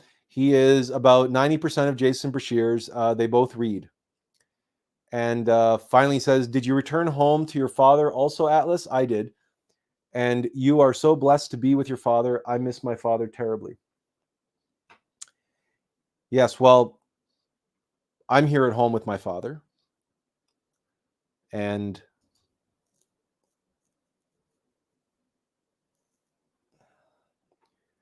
there were some other signs that happened many moons ago, many months ago, that they're enough time has passed that there's no point in rehashing those signs and symbols. But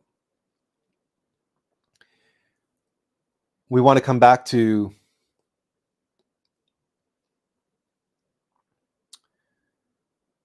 wow, we've been going for 2 hours already, so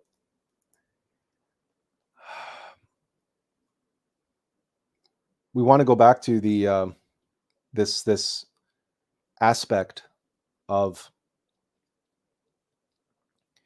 those who are hungry,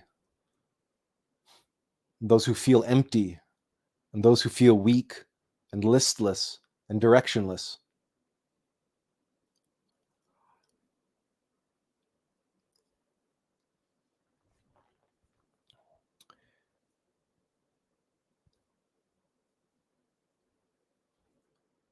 Saturday, another good friend of ours sent us a list of biblical words from the Bible and reminded us that Saturday is Saturn Day, which is also Satan's Day.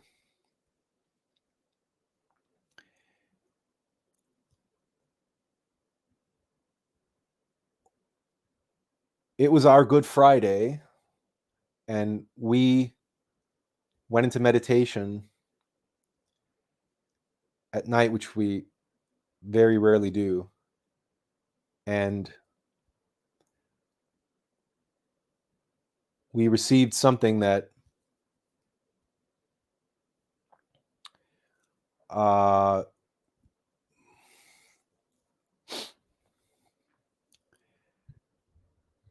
we will give you a sneak preview of it today if we can. But in truth, we're not prepared to reveal it today. Next week, our plan is to do what they call a premiere, if we can put it into video form by then. If not, then it's simply, actually, no, that's what we're going to do. We're going to workshop it with you next week.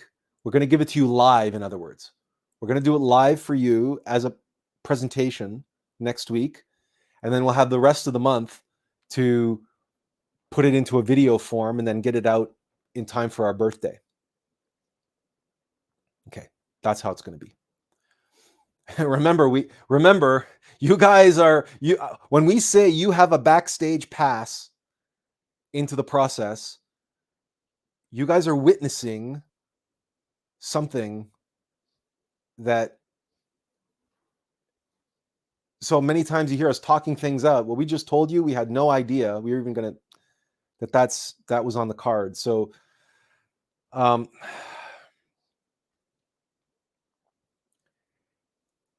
what we were shown in meditation was so profound and so earth-shattering.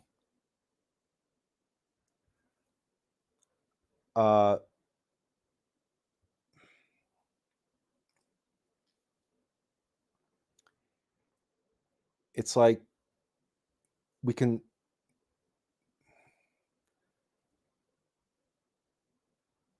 something died. The comprehension was, and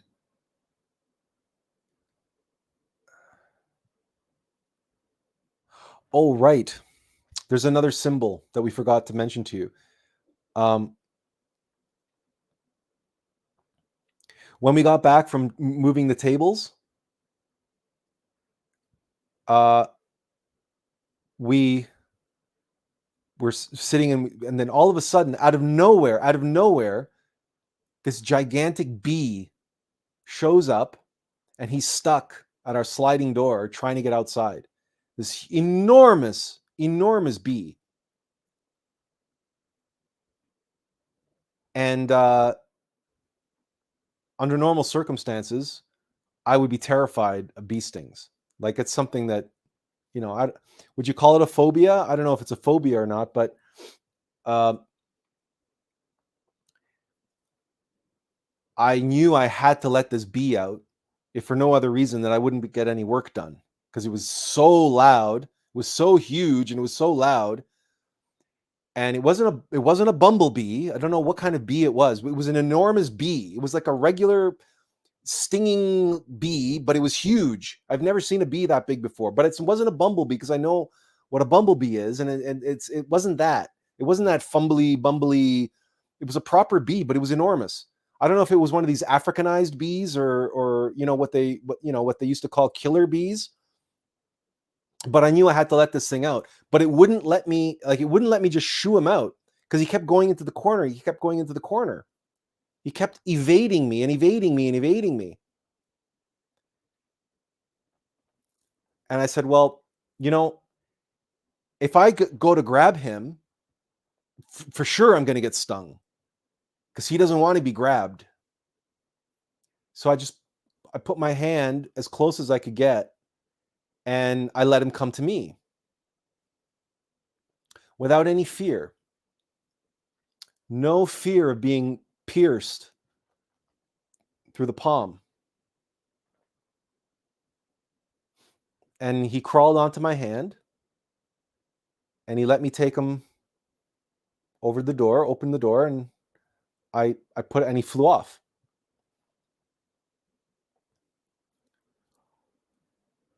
Normally I would never have done this. I would have went and grabbed the glass and a piece of paper and something and tried to, you know what I mean? I would never have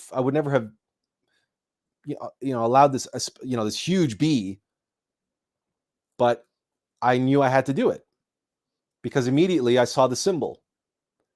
You cannot fear them piercing your palms.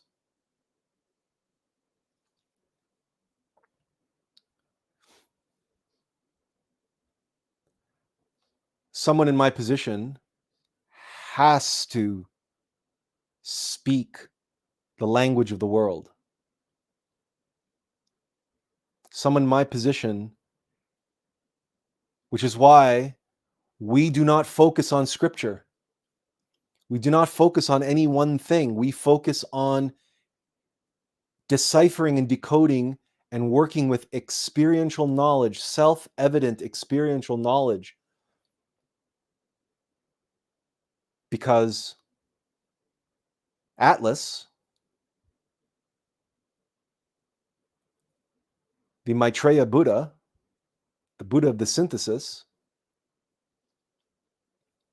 the last bodhisattva, the last avatar of an age, and thus the first avatar of the next age. But Master Samael would be the first avatar of the Aquarian age, but we are the last of the Piscean age. At last, Atlas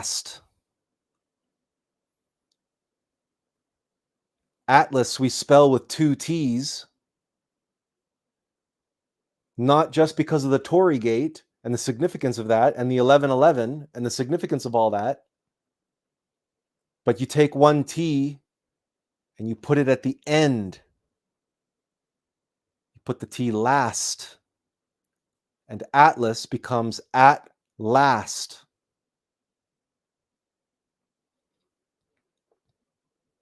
The work that Atlas does is always the same. We prepare the gate, the doorway.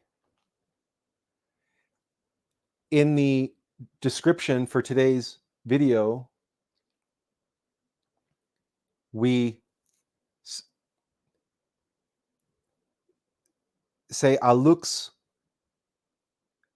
rises Atlash. Atlash.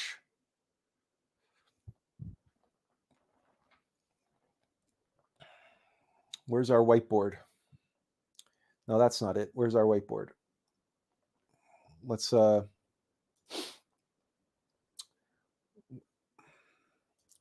there's a reason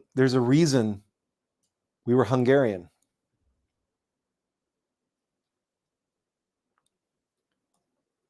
Because we had to be born Hungarian. Well, let's see if we can hold this straight. How's that?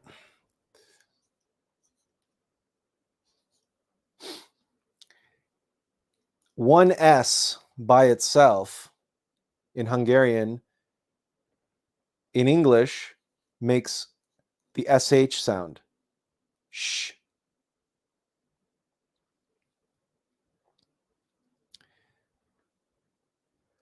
This word, Atlas, in Hungarian, is the root word of Atlasni, which means to see beyond, to see through.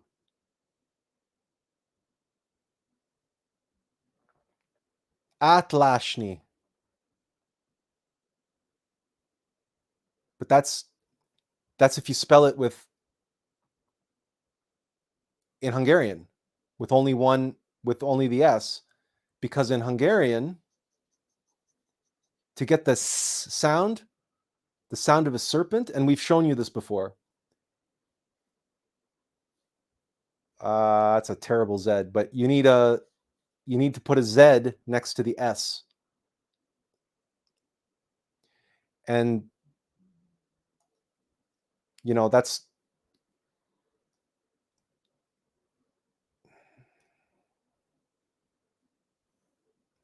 if we draw our S like that and the Z like that, now you have two serpents facing one another.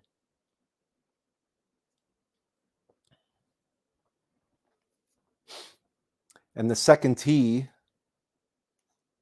in Atlas comes from here in the end to the end, and it's at last.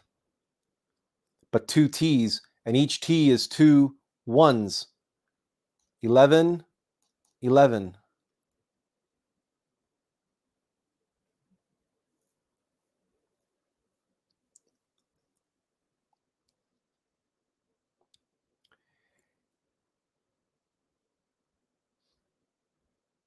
The SZ, the Z, LAZ, in Hungarian, LAZ means fever, Laz. But it's like, but it's human temperature. It's human fire. That's what Laz means. And a thermometer that you use on a person is a Lazmere, which means Laz measurer. What you measure human temperature with, a thermometer. And what's in the thermometer?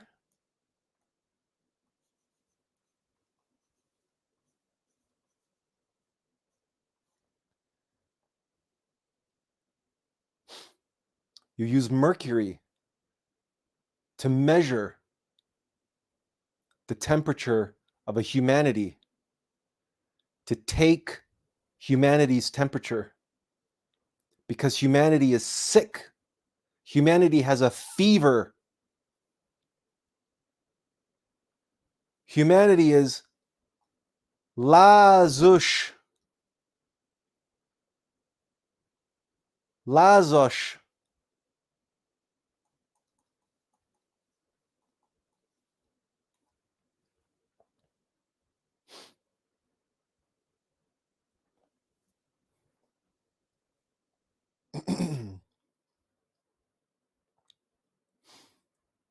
And the mercury climbs and falls between the pillars, the in the glass tube. The mercury is goes up and down.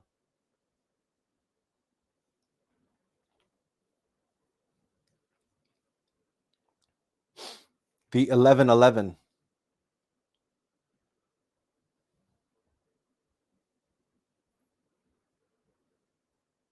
Only someone who speaks fluent Hungarian and fluent English can have any hope in knowing this. Just as, wow, humanity is sick with fever.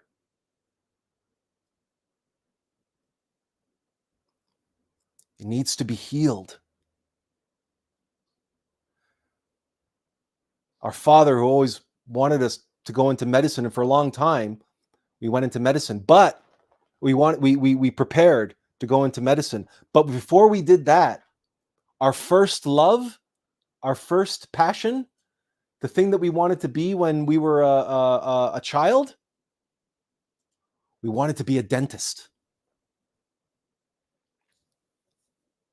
Why dentist? We were obsessed with this cartoon where the little cartoon characters would scrub the mouth, and they scrubbed, and they had a song, and it went, you scrub, you clean the teeth, you go round and round, round and round. And I can't remember the name of the cartoon for the life of me. Hey, I was 5 years old. Give me a break. I might have been even younger than that, 4 years old, 3 years old. All I know is that I was absolutely obsessed with wanting to be a dentist. My parents bought me real dental tools. Now, when I was a kid, when I was really young, they got me a mirror. They said, well, let's get him a mirror. At least he can look at his teeth with that. He can't do any harm, right? Later on, I would actually get I got proper dentist tools, like scrapers, scratchers and scrapers and stuff. And I still have that mirror, that dental mirror. Why? I have 2 electric toothbrushes, a Philips and a Philips Sonic Care. Sonic Care.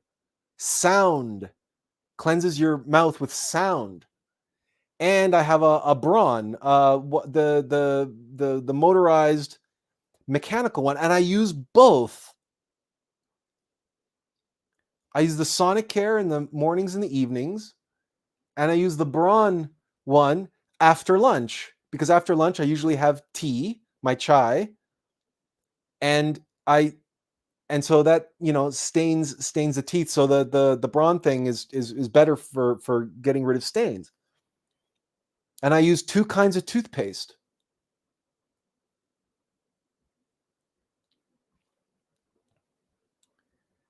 So I have this mechanical toothbrush and I have a sonic toothbrush. Mechanical and sonic.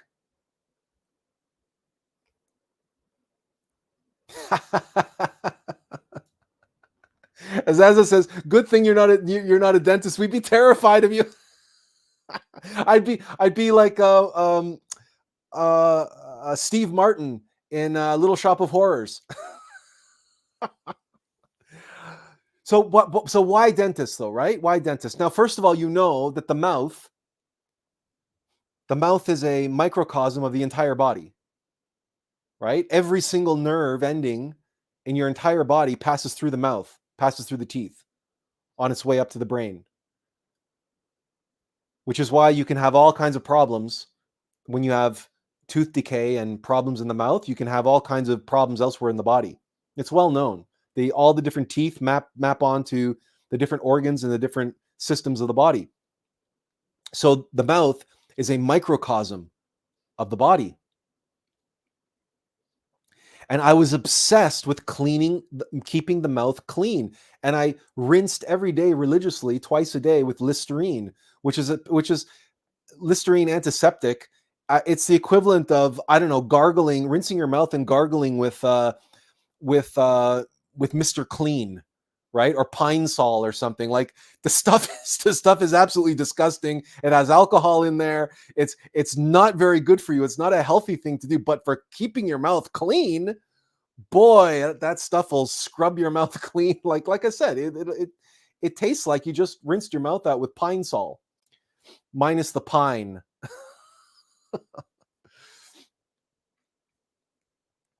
But why? Why? Because the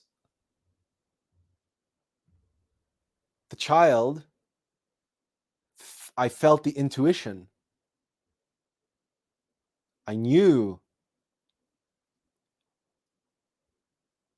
what comes out of my mouth and what comes into my mouth, what comes into my throat, must be clean. It must be perfect, or as perfect as it can be. The throat is the esoteric ear. And we speak.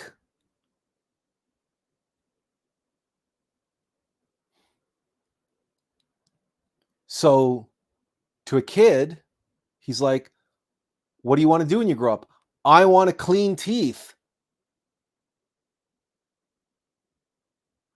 I want to perfect the vehicle of speech. And I want to keep the esoteric ear clean. I learned to gargle at a very young age. I was a chronic, compulsive gargler. I no longer use Listerine. I now use salt water, But Kundalini King says he uses turpentine. So you've one-upped me there. And Kundalini King says, best comedy Steve Martin ever did was playing the dentist in Little Shop of Horrors next to the... Yeah, so exactly. So like, it's like Azazel said, he's... it's a good thing we're not a dentist. He'd be terrified of us. And he's also said, cool, that he prefers to be backstage. So what we're sharing with you now is, even for ourselves, some of these revelations are coming as we're speaking them.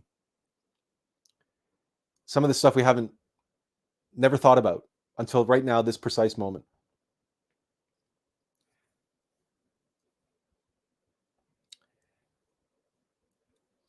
So a child saying, I have to perfect the vehicle of speech, that intuition gets processed by a child as, I have to be a dentist, because dentists keep mouths clean, pure, and scrape away the bacteria, the parasites, and the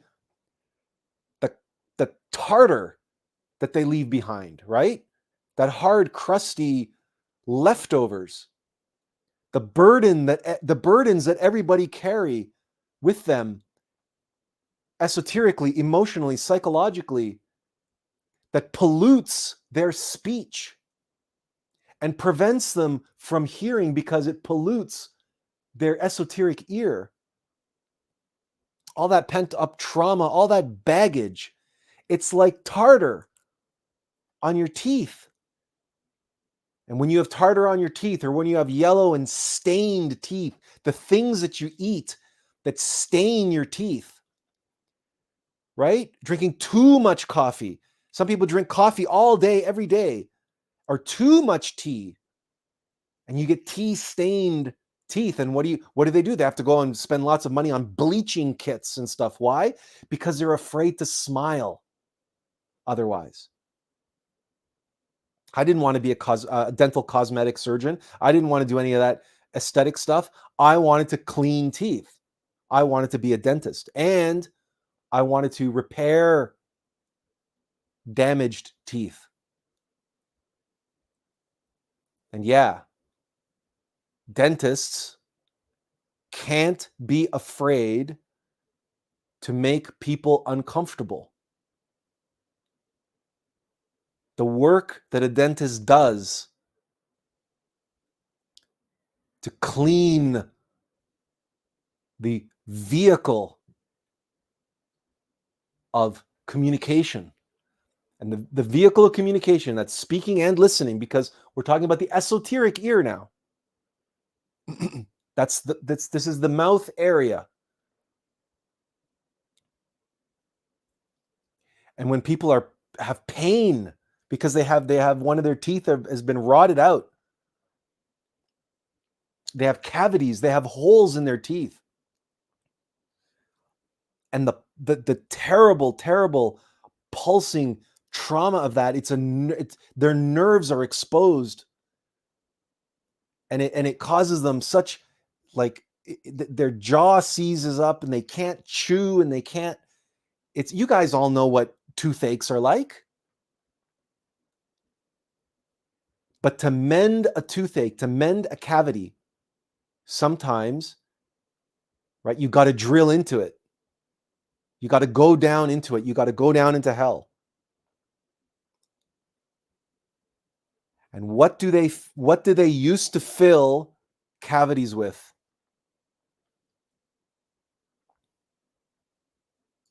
They don't do it anymore. But what did they used to fill cavities with? Yeah. You're thinking it. It's on the tip of your tongue.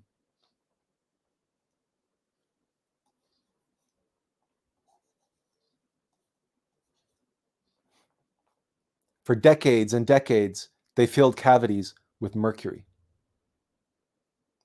Tiffany got it.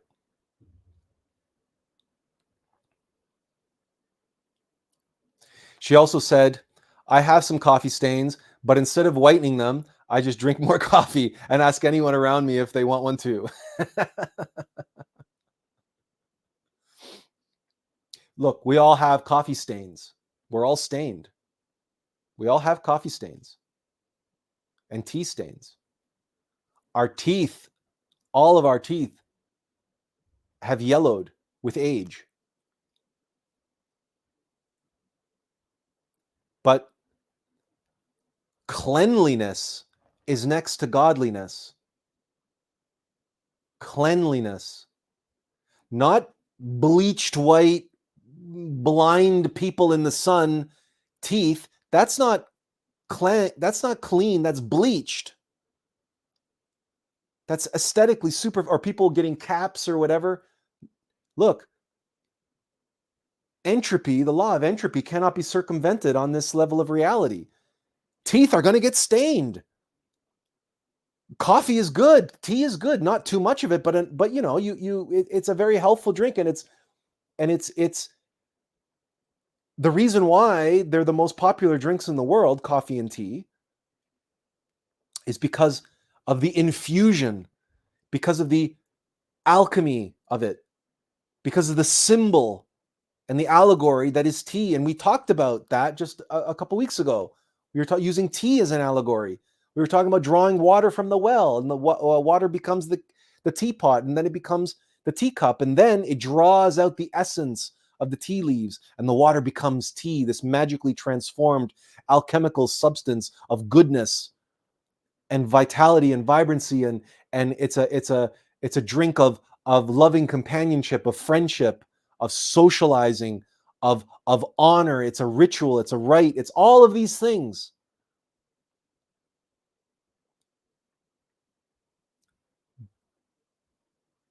But it leaves us with stained teeth.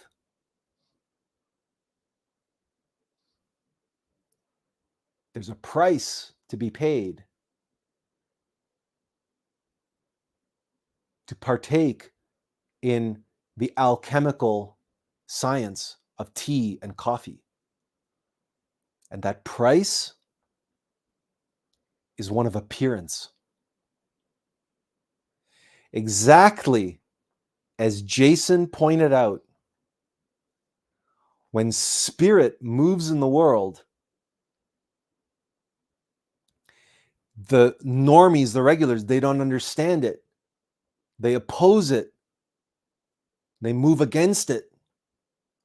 Because to them, the outward appearance that alchemical process leaves on the vehicle, that vehicle looks worn and aged and stained. We get scarred. We carry the battle scars of the path of the Bodhisattva. We carry the stains of our sacrifice, of our suffering.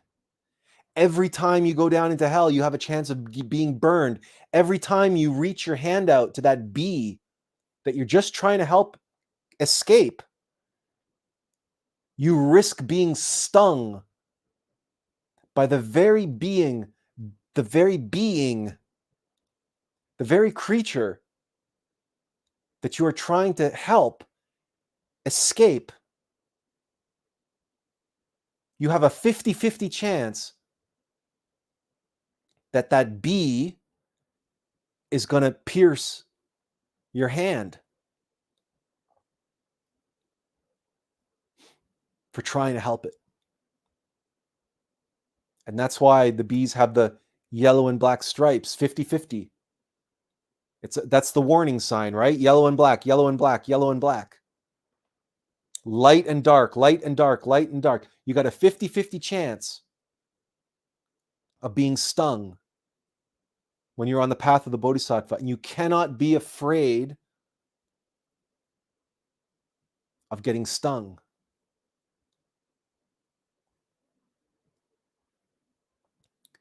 But this path wears very heavily on the vehicle, on the messenger. on the mercury. That's why the mercury must be quicksilver. We cannot rely on the mental faculties alone. They're too slow, they're too clumsy, they make too many mistakes. We have to work on the alchemy and work with our inner mercury, which is the meta mind of being. Because it's we use our, to go back to our well analogy, we were saying how the mechanical apparatus and the vessel draws water up from the well in the bucket and then carries it over to the village. And that's good for most people. That works for most people in most villages and most families and households for thousands and thousands of years.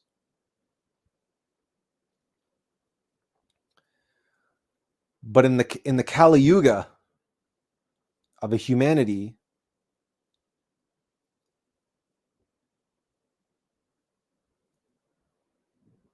there are so many people who are dying of thirst. There are so many hungry ghosts, and they're all dying of thirst.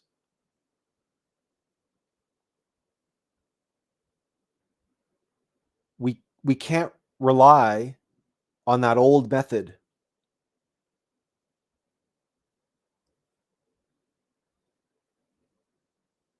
We need indoor plumbing.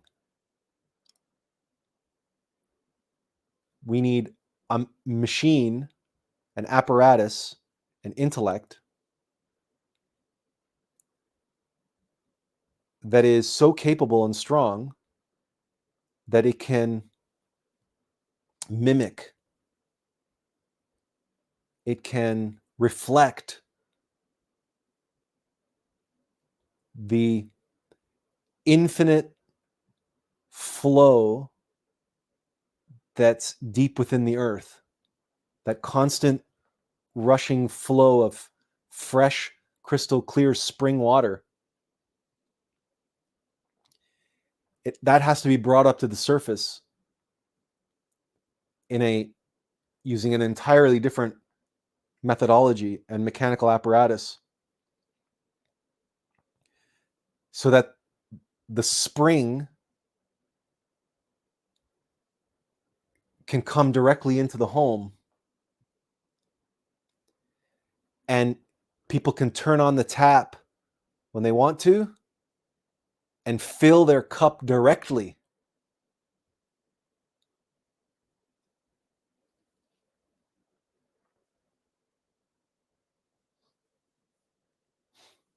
Because that fountain in the village, or the tap in the water in the house,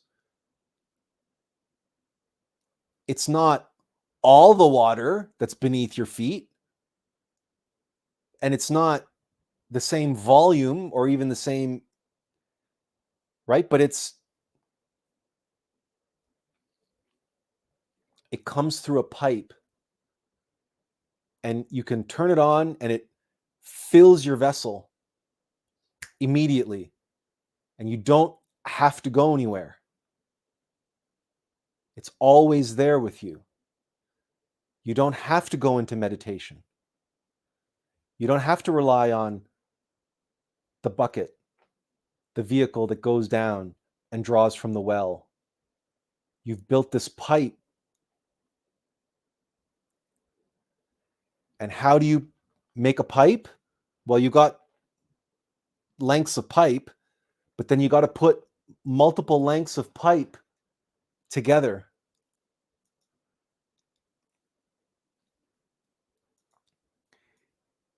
You got to put multiple lengths of pipe. And whereas before we were talking about thermometer and the mercury going up and down the thermometer, but the 1111, this is just as easily water But in order to make this work, you got to connect these pipes. And what do you connect it with? Hang on a second. No, let's not do that. Let's go back here. You solder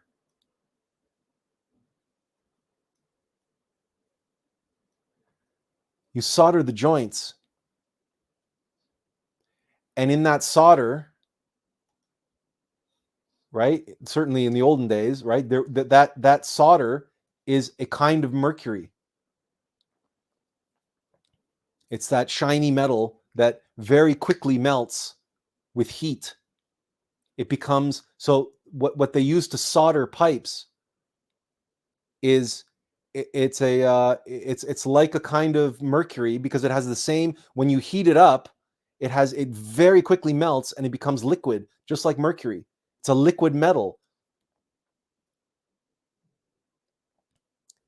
And now, thanks to the mercury, the water can flow through the pipes directly into the village, into the fountain, or into the kitchen. Kundalini King says he's a pipe fitter and a welder. Then you know what we're talking about. And it is the heat, it is the passion, it is the fire that we talked about last week. The fire has the ability to take metal and turn it into liquid, to take the fixed and the solid and the unyielding and the inflexible and make it soft and flexible and pliable, and make it into pipes and make it into plumbing, to bring the fresh mountain water into people's homes, into their vessels, whatever vessel they may be, however their vessel is shaped.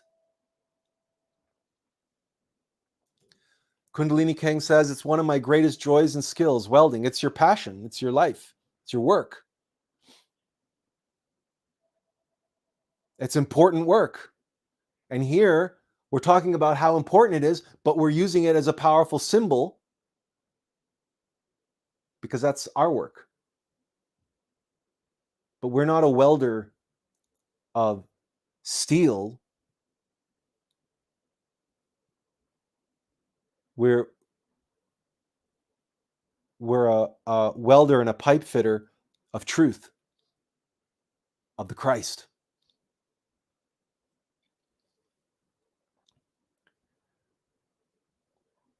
We are the one who comes at last.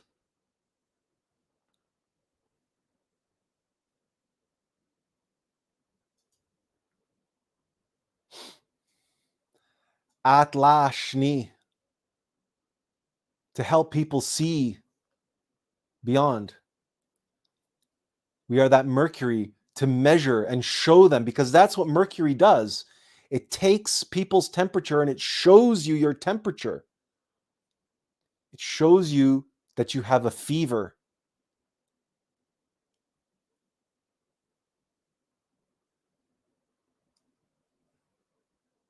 And then the other thing the mercury does is it welds the pipes and seals so that the water doesn't leak.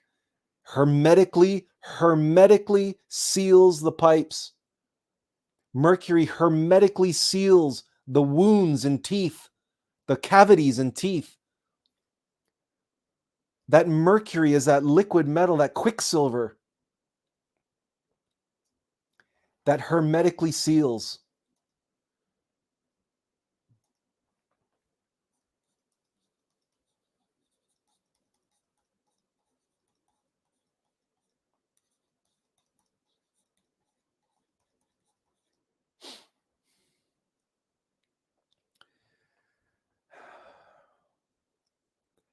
As in Hermes,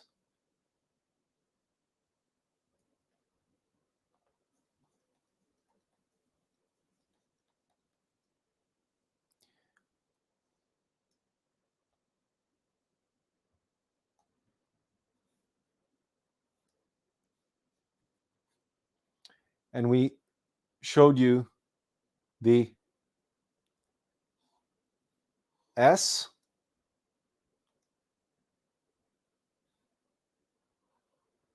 and Z. Oh, that's terrible. Hang on. Let's do, we got to do that one again.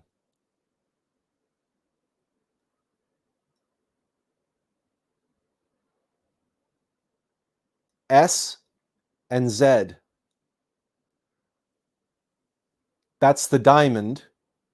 That's the S and the Z, but they're inverted.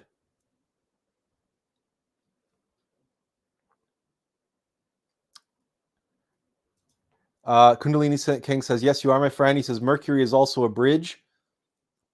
And he said that his youngest child is a Gemini. The boy is mercurial as goodness knows what. We're Gemini. The twins, the pillars, Ida and Pingala. This, the swastika, the 1, 2, 3, 4 lines, 11, 11, that's Mercury. That's Atlas, who comes at last, who makes the gate to take us from where we are to where we need to be.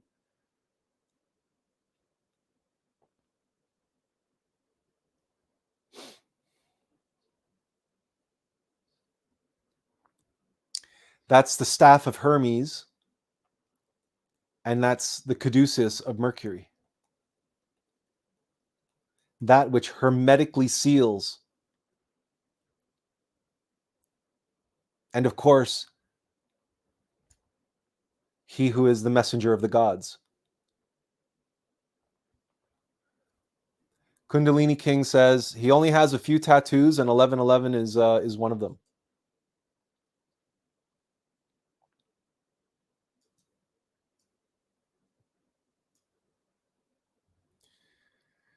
Look,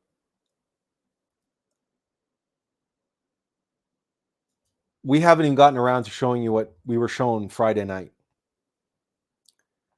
But before we do, because it's all connected to what we just have been sharing with you, we have more to share. And that's why this is going to be, at minimum, a 2-part series. Probably the entire month of May, we're going to be talking about this. Because May is the month of labor, don't you know? And May the 4th, May the 4th be with you, was what it was. And this entire month must be focused on our work and our life's work. So last week we started with fire in preparing for this, not knowing that this is what we were going to be doing. And now this entire month leading up to our birthday, that's going to be coming up on the 2nd of June, because we're Gemini. And this is going to be just unfolding and unfolding and unfolding, and who knows where it's going to take us ultimately. But these symbols do not lie. And as Jason likes to say, right, you can't make this stuff up.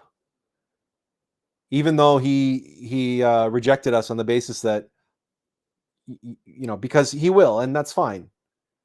But he said, because we don't have empirical evidence. I don't know if you would call this empirical evidence, but we call this self-evident. This is self-evidence. It's self-evident experiential knowledge, what we're sharing here. We're living it. And it's not empirical, but that's because Mercury is all about the essence. It's all about the truth that's behind the form, not the form itself. Empiricism is all focusing on the form and looking for truth that way. And the two methodologies, the two modalities have their place in the world, obviously.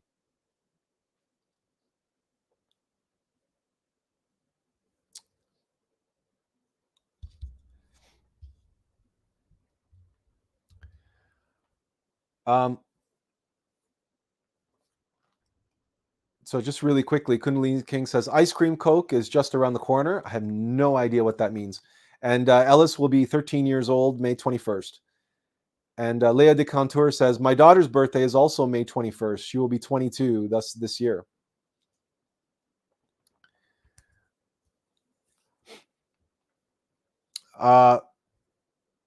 Saturday, we started talking about Saturday and Saturn Day and Satan's Day.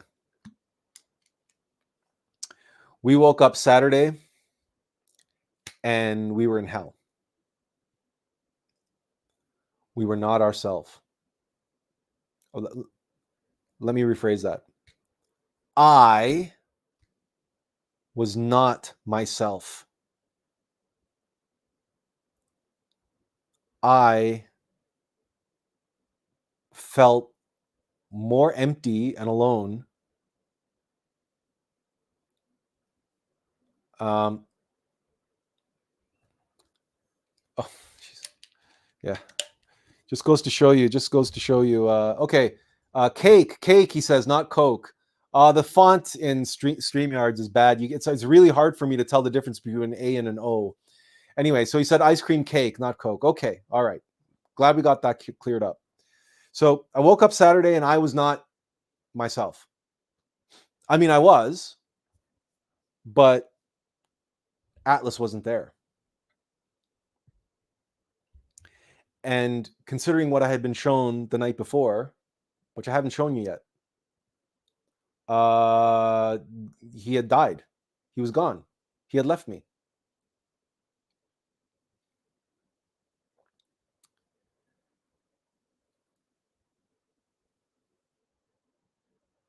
I was listless and directionless and completely useless. I didn't know what to do. I didn't know it. I mean, my connection to Atlas has been challenged,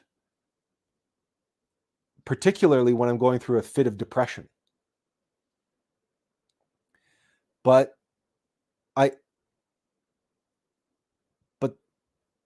But I still know what I need to do or should do. I just have no energy to do it. This was not that. This was worse than depression for me anyway, because I had energy to do stuff, or at least a modicum of energy to do stuff, but no direction and no will to do it with.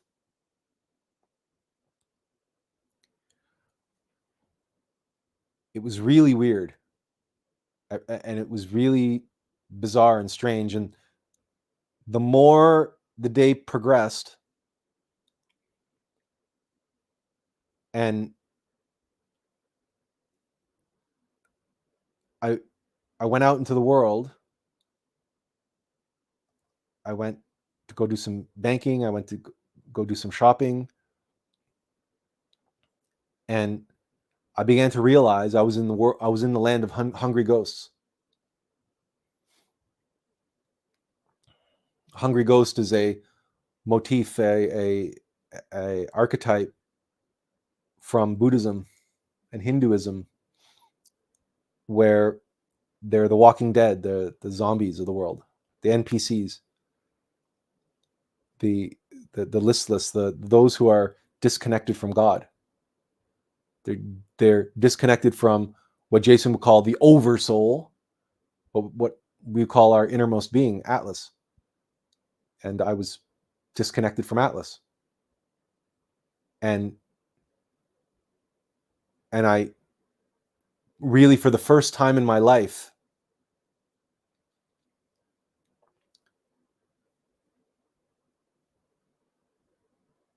I experienced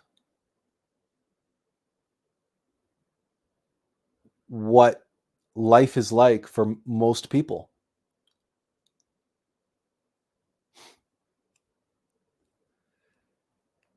And when I say I was completely useless, I went onto YouTube. If I wanted to watch something on YouTube, I had to put it down on normal speed or max 1.5,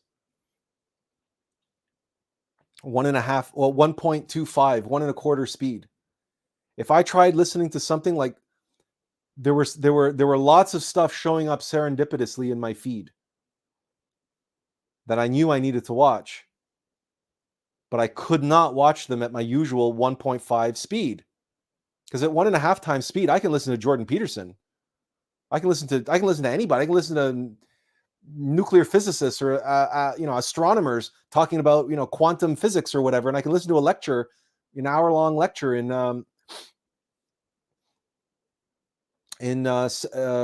45 minutes, and I'll pick up everything I need to hear. But Saturday, I couldn't watch a cooking video and understand what the hell was going on.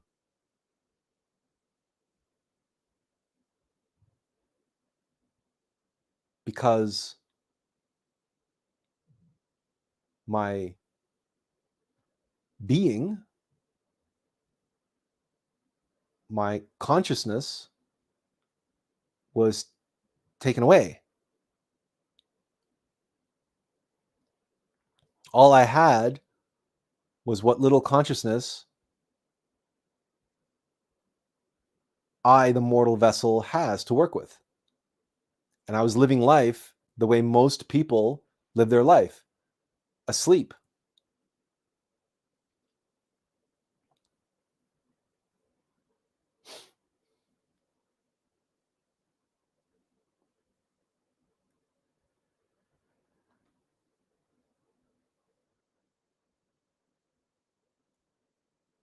This was a moment of profound learning for me, for us, for Atlas, I mean.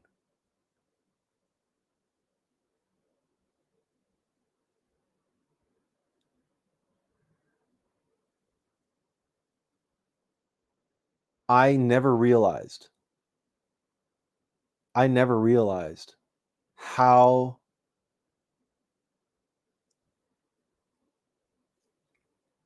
I always took for granted that I just knew things and that I could see things. And it dawned on me as I was in that state. I was a hungry ghost, and I was making so many mistakes. I couldn't, I was trying to do work. Everything. I wasn't conscious anymore. I was in hell. And the experience of that, and I had never experienced that before. I did not know what that was like. And it turns out that that's everybody.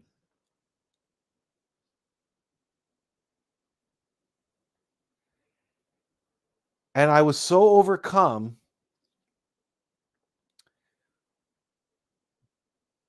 by waves of compassion, waves of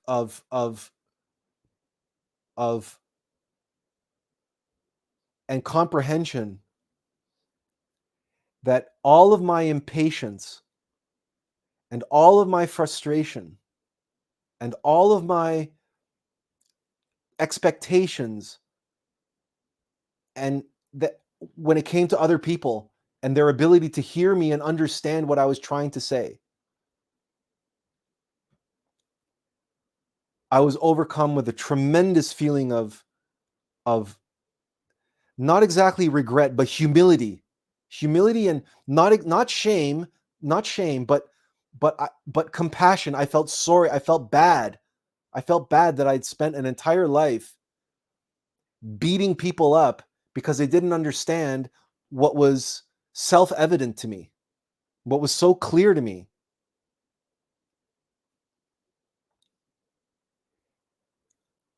When I was trying to explain something to them, and it was so clear in my mind, and I thought I was articulating it very clearly and very well, because I had gone into English, I had gone into drama, I'd done public speaking, I went into radio, I did all of this training,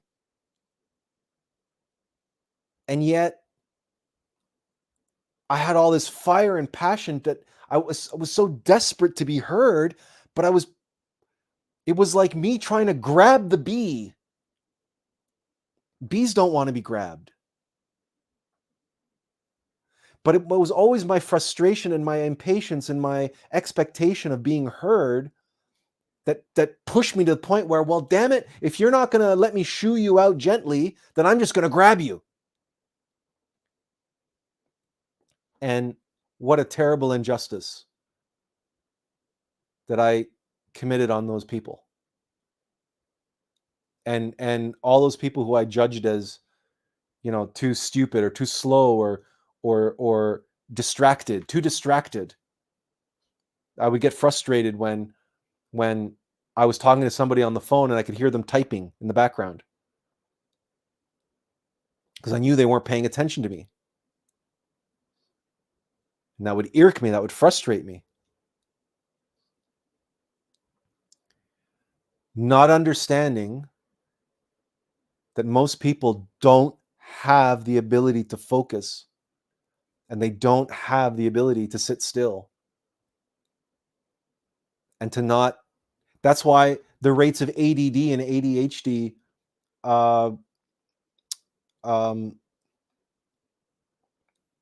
diagnosis is on the rise.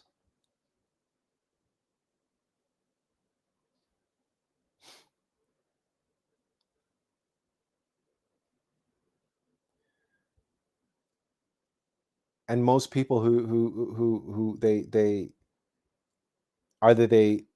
disconnected from their intuition, or they don't know how to listen to, they don't know how to hear for it, they don't know how to listen for it, and they don't know how to hear it, or they confuse it with their instincts and their desires and the voices in their head, and they have difficulty separating the wheat from the chaff, or in other words, discerning. They have difficulty with discernment, even if many of them have probably never even heard the term before, let alone try to apply it somehow in their life. This also goes for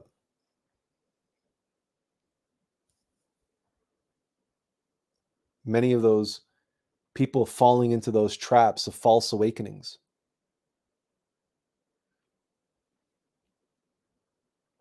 And it just goes on and on and on, like all these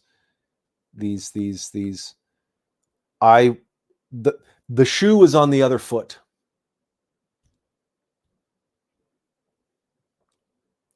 And I was seeing reality for the first time the way those that I am here to help live their life. I stepped into their shoes well and truly for the first time yesterday, and experienced what it was like from their point of view, because I was put into that point of view. My consciousness and my being Atlas, gone. He says, you're on your own, buddy. You're on your own. Figure it out.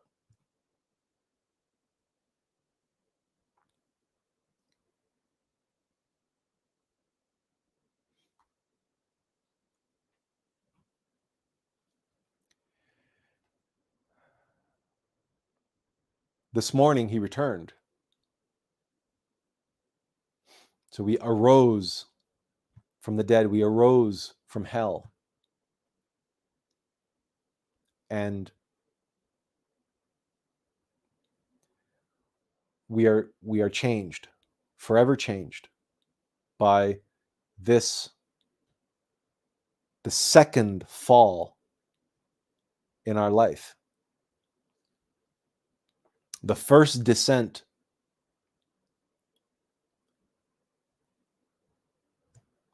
was us going into Japan for a year. 9 months, in fact.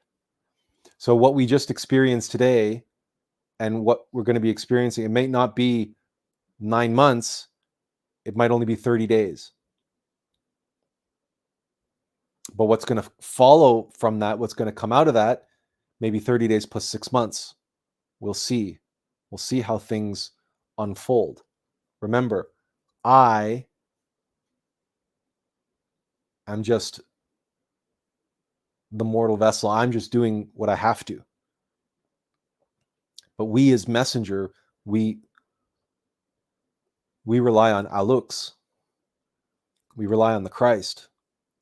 And we only see so far in advance. We're seeing a little further than we used to, and we see things coming together potentially in certain ways more than what we used to, but that's because we're still in formation. But this weekend was the second fall on our passion play. Jesus falls 3 times carrying his cross up to Golgotha, up to the top of Calvary. This yesterday, this weekend is our second fall and our rise from that. And we're forever changed.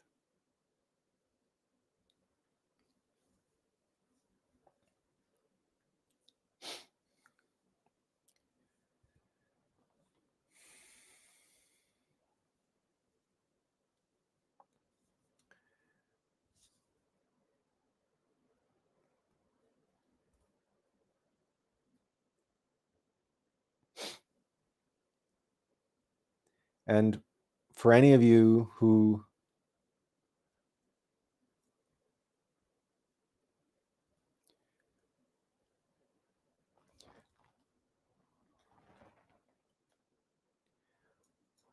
Archer says, the first fall is birth here, in my opinion.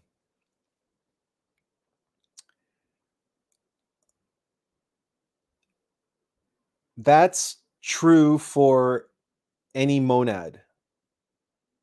But we're talking about the path of the Bodhisattva now. So we're talking about Atlas in formation, Atlas's process of, right? I don't do the passion play. All monads fall into physical form, but not all monads walk the path of the Bodhisattva. The path of the Bodhisattva is a play within a play, if that makes any sense. Azazel says, well, I know something about the temptation in the wilderness is that Satan doesn't ask for your favorite color. No, and probably this is only a small, like, because of the fractal nature of everything, this is only probably just a prelude what we had, and what's coming is a lot of what you're talking about, Azazel, and we're preparing ourselves. Kundalini King says, exegesis of the soul archer. Exegesis. Good word, hard to say. So one of the things that one of the implications of this is that we have another round of this to go through at some point in the future. When that might be, who knows? But you see, because we'll have to do this again, right, on the Bodhisattva path. And another way of thinking about this is possibly the 3 mountains. But again, that's another level, because that's a level of Alux, that's a level of Christ, that's a different path of the Bodhisattva. So look, we don't have a lot of clarity on this yet, because after all, we're just going through it right now. We'll have more knowledge as we have more experience. We're just sharing with you our experience as we're going through it. what the ultimate meaning is and how it all fits together and what's the final picture. We won't know until we get there.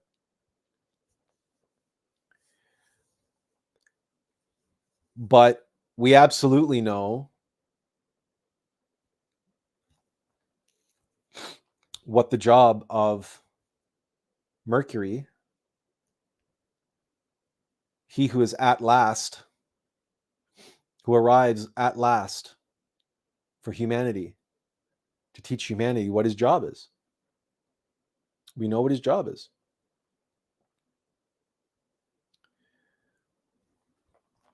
And it is the job of a dentist.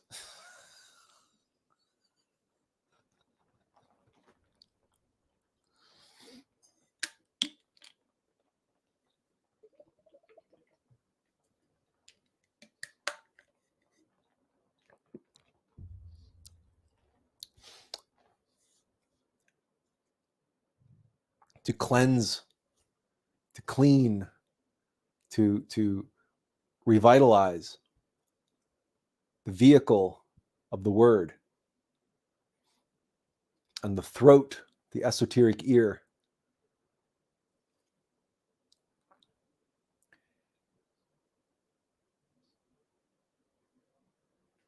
And to plug the holes, to fill the gaps, to fill the cavities, to fill in the gaps left over by centuries and millennia of deterioration and decay.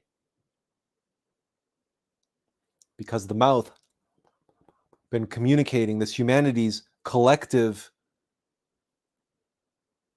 mediation, storytelling, scriptures, knowledge. Humanity has been yapping for thousands and thousands of years. Its teeth are in terrible decay, terrible disarray. And you see that reflected in the world today with all of the confusion and all of the inability for people to hear one another. There's a fundamental disconnect in our ability to hear one another, to communicate, to make meaningful connections, certainly across the aisle, across political divides, across religious divides, cultural, race, gender, blah, blah, blah, all that stuff. It's division, division, division. And the walls are going up. And people are shouting at each other and not listening.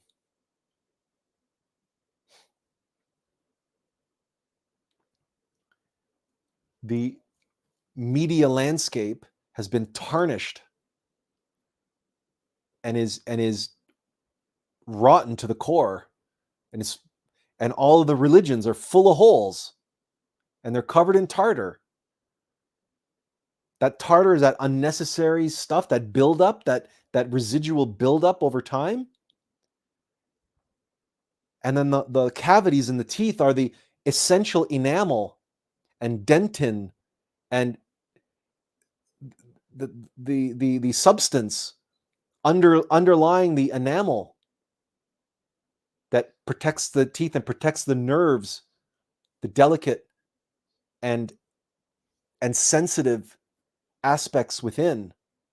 Well, those are now exposed because of these cavities, and that exposure causes this hypersensitivity and this hyperreactivity. There's even a plague in this humanity of people who have sensitive teeth. They had to invent toothpaste that dulls and numbs your teeth, or they say that it hardens the enamel and it makes your teeth more resilient to sensitivity. But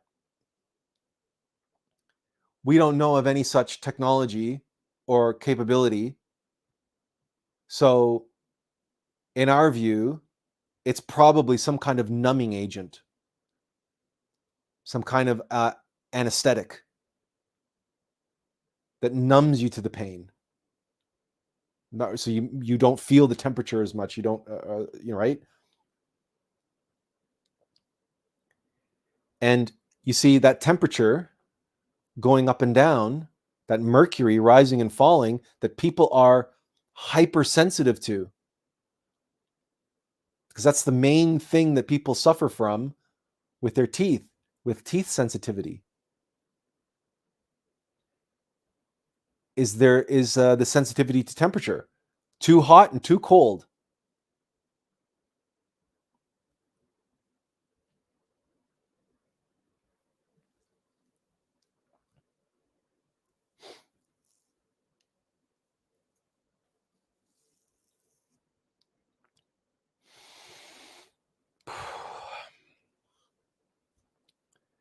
So what does this mean? What does it look like? What does Mercury do? What does Hermes do? What does the Bodhisattva, the one who arrives at last,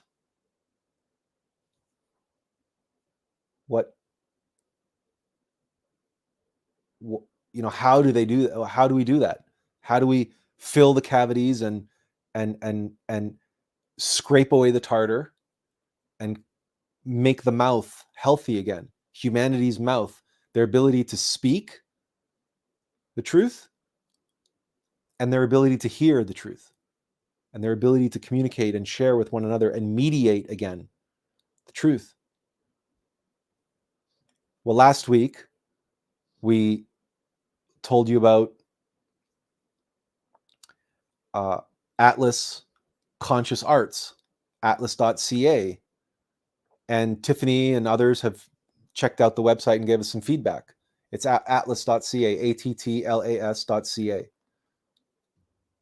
And clearly, this is something that we had to do, and it came to us to do, and we did it, right?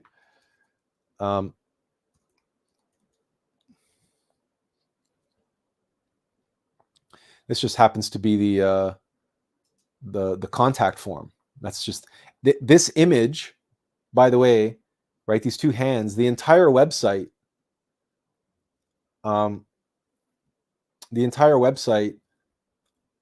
the images are of hands, right?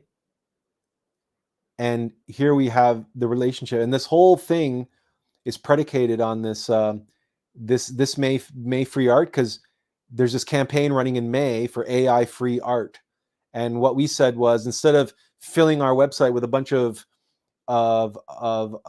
didactic expression about, oh, how AI is dangerous and blah blah blah, we have to do this, we have to do that, all we said was, we're going to make some challenges and let the AI artists and the human artists both take on those challenges, and then we will see what the results are, and then they will see for themselves what AI is good at and what it's useful for and what it really should be used as, and what it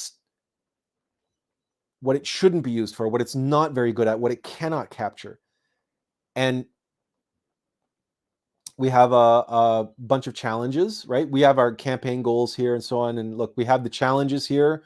Again, you see it's all hands. And then we have the branding. Now, in the branding, we have these like what do you call it? Profile rings. You maybe saw ours on Facebook. We want to make some new ones, but anyway, regardless, you put your photo in there and just for the month of May. And then we had these badges for artists they can put on their work. But then look at this one.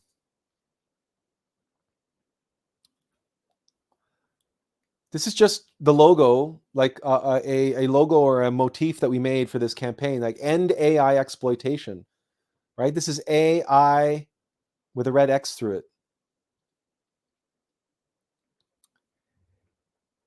Does this not look eerily similar to Jason's logo for RKX, when he spells it all out, he says artificial intelligence X.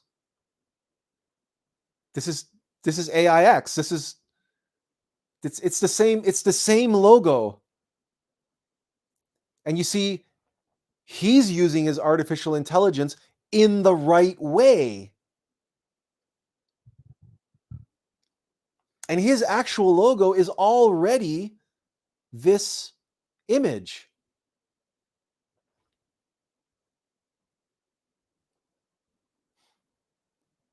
When we talk about synchronicity, when we talk about paying attention, when we talk about serendipity and watching for the signs and knowing a breadcrumb when you see one,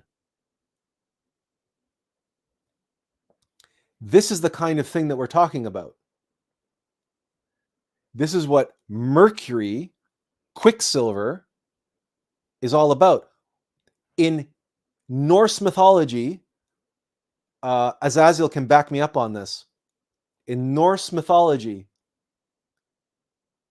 Quicksilver is who? Quicksilver is Ratatoskr, or Ratatosk.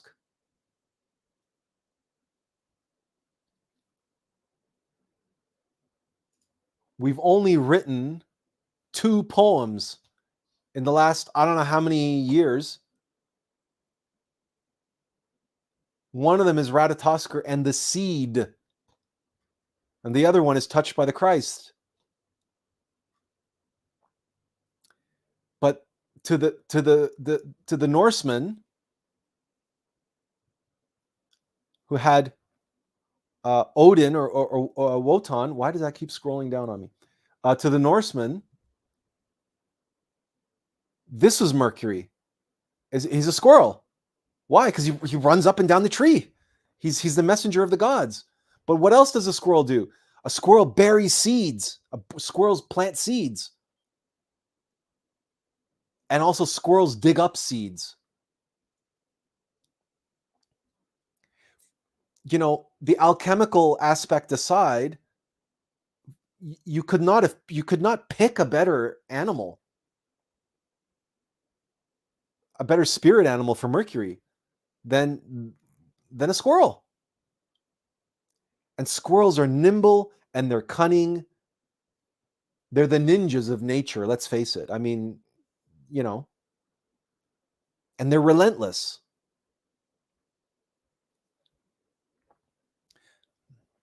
Unfortunately, they're also a bit of a hoarder. they become very attached to things. So that's why we have that message given by and for Bodhisattva not to have attachments. That is the most dangerous thing for someone on the path of the Bodhisattva. It's the most dangerous thing for anyone, but particularly someone who's on the path of Buddhahood, of self-actualization, self-realization. Identification and attachment is deadly. There is nothing that's going to make your spiritual journey grind to a halt faster than carrying the ball and chain of your own attachments, right? That's the tartar buildup, right? You're going to have the stains. You're going to have the stains. Okay, that's unavoidable. It's not the age, it's the mileage, right? You're going to have the stains, but you take that hook and you scrape off that extra tartar and you spit it out and you move on, right? You keep your mouth clean, especially if you're on the path of the Bodhisattva, and you have to keep your throat clear so you can hear the word of God. You have to keep your mouth clean so when you speak the word of God. At least for a Mercury, for a messenger, this is absolute paramount. This has been one of the guiding principles of our life, of our path, of our journey. And actually, squirrels, to be honest, they hoard some, but they fill up their little hovels very quickly, right? They're squirrels. They're fast, right? And they work really fast. So what do? The seeds that can't fit in their den or can't fit in all the little nooks and stashes that they have, what do? They bury them. Squirrels bury seeds, and you know what they do after they bury them? They forget about them. And many of those seeds germinate and they become new trees. And in fact, this is scientifically known, proven, observed fact that many trees produce these big, juicy, wonderful, attractive nuts just for the squirrels who they need to basically, essentially plant their offspring for them. Squirrels are midwives for trees. They're the midwives of the forest, if that's the right terminology. They plant seeds, though. So really, squirrels are the fertility clinics of the forest, the fertility specialists. They'll take your seed, they'll find a nice patch in the forest, nice clear patch in the forest, they'll bury it there and they'll forget about it. Because squirrels are forgetful. Mercury's messengers of the god, we are forgetful. This is one of the reasons why we're forgetful. And this is one of the reasons why we have to go through this journey of remembering. We have to be forgetful, number one, in order to be able to play the game. And secondly, is that it helps us avoid attachment and avoid identification. Having a bad memory serves us, actually. And the other thing that's absolutely essential for a messenger, especially the one that comes at last, is that his message, our message, has to be renewed. It's the word brought into form, but renewed in a new way, cloaked in new allegories, in new stories. And for that, we need an Atlas residential conservatory, an ark that serves Atlas conscious arts. Atlas.ca, Atlas Ka.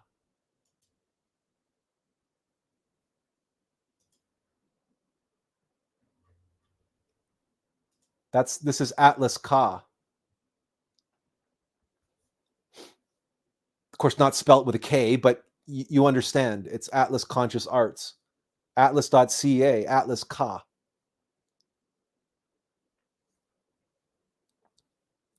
Because it's in the art and the storytelling, in the allegories and the myths that must imbue and embody the Word of God, the Logos.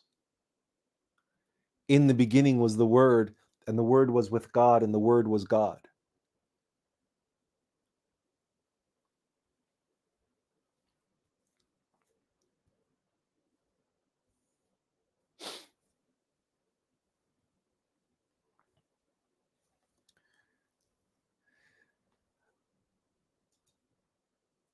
Azazel says, we got to go to sleep now, but we wish you a pleasant evening. Thank you, Azazel.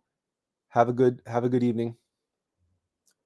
And Tiffany says, I'm going to write a blog about how God is a breadcrumber. Your divine mother is a breadcrumber. She's the one that leaves the breadcrumb trails. But yes, essentially, yes. We'd love to know who gave us the frowny face. Oh, somebody. Okay. Anyway, I won't out them.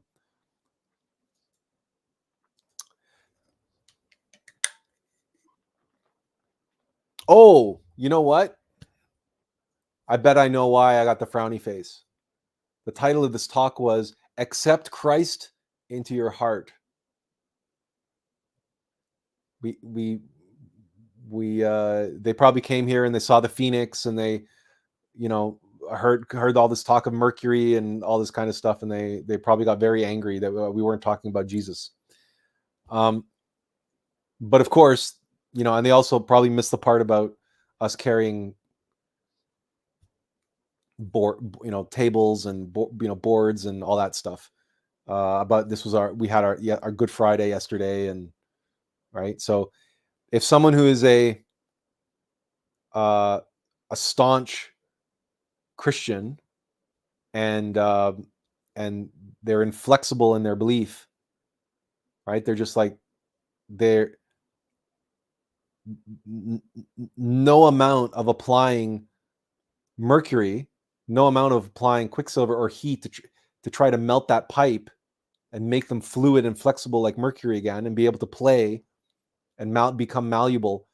My experience yesterday made me realize and why we suffer, why we get rejected, because to mend teeth, you got to drill some teeth and you got to go in there with that scraper and scrape off the tartar. Well, you know what? Some people are really attached to their tartar. Some people are really attached to their cavities, believe it or not.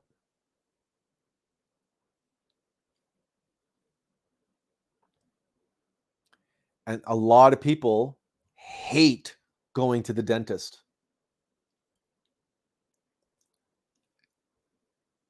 It terrifies them. They don't like being uncomfortable and everything else. So imagine when a dentist comes along and says, a dentist for humanity, a dentist sent from divinity comes along and says, okay, we got to pull these teeth for your own sake. We got to pull these teeth and we give you new teeth, implants or whatever, right? But we got to pull these teeth. Otherwise your entire mouth is going to rot out. Some people they don't want to have their teeth pulled. They don't want to go through that pain and suffering. Some people just avoid the dentist altogether. And we have to respect that. Right? We can't be like Steve Martin in Little Shop of Horrors. We can't impose our dentistry upon people. No, not at all. But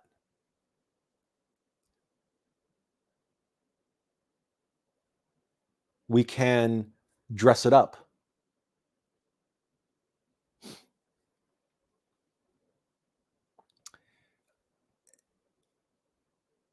You get further with a teaspoon of honey than you do with a pound of vinegar.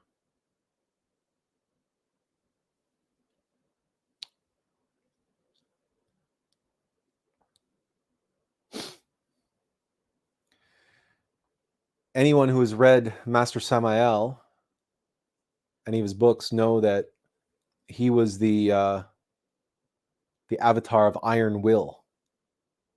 He came and he was also a messenger, but he delivered his message with Thor's hammer, dropping the hammer. And his message was focused on, he delivered that message of will with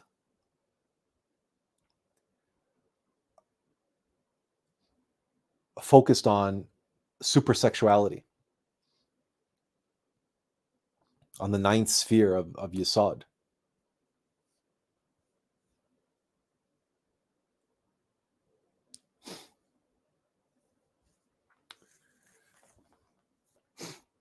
So from that point of view, we can throw this up on screen. Let's make it bigger.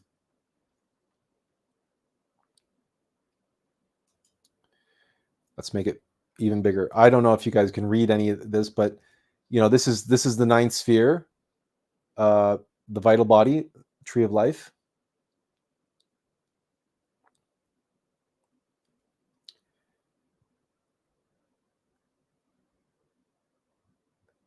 There is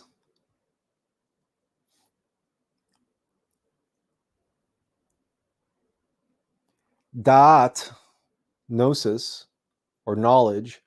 This is referred to as the hidden sphere on the tree of life. But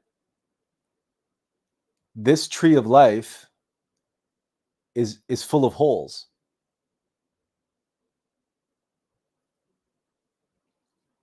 It's incomplete.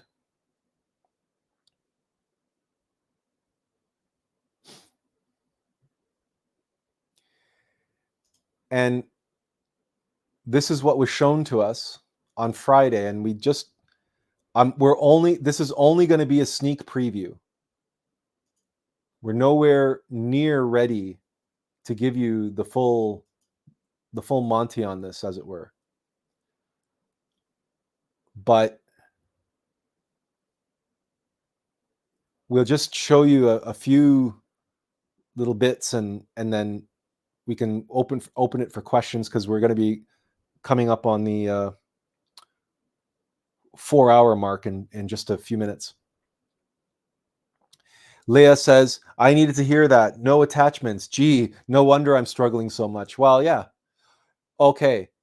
Leah,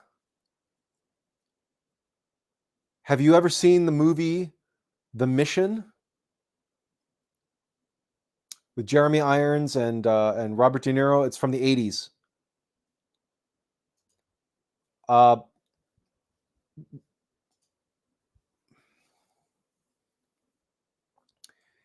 The first part of that movie,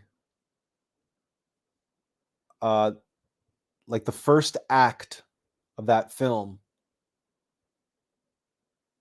if you want to understand attachments and letting go of attachments and letting go of burdens,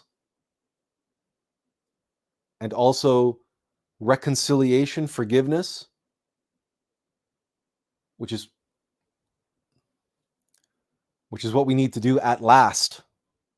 It's the last thing that we need to do, is forgive ourselves and forgive others, in order for that, so that we may be forgiven. It's forgiveness all around. It's reconciliation. It's comprehensive. This is the work of the Buddha Maitreya, to reconcile all duality, to reconcile all opposites, and bring them all together to do the great work of resetting humanity for the next round, resetting the game for the next round.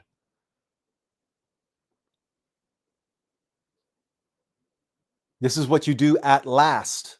It's the last thing that you do in a game of chess. At last, we reset the board. But you do that together with your opponent. You shake hands and you reset the board.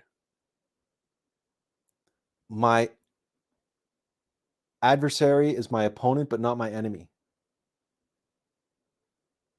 All duality, all opposites, and all the attachments to identifications that are erroneous, they need to be let go. So this is what the great teaching of Tibetan sand art.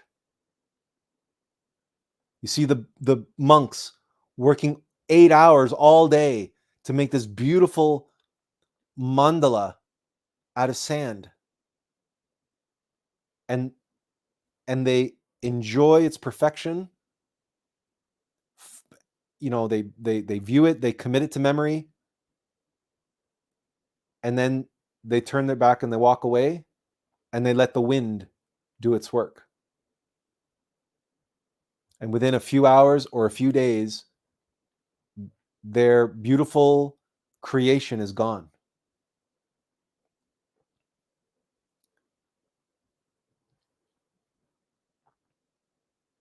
But it was the creation of it that was the joy, not the holding on to it.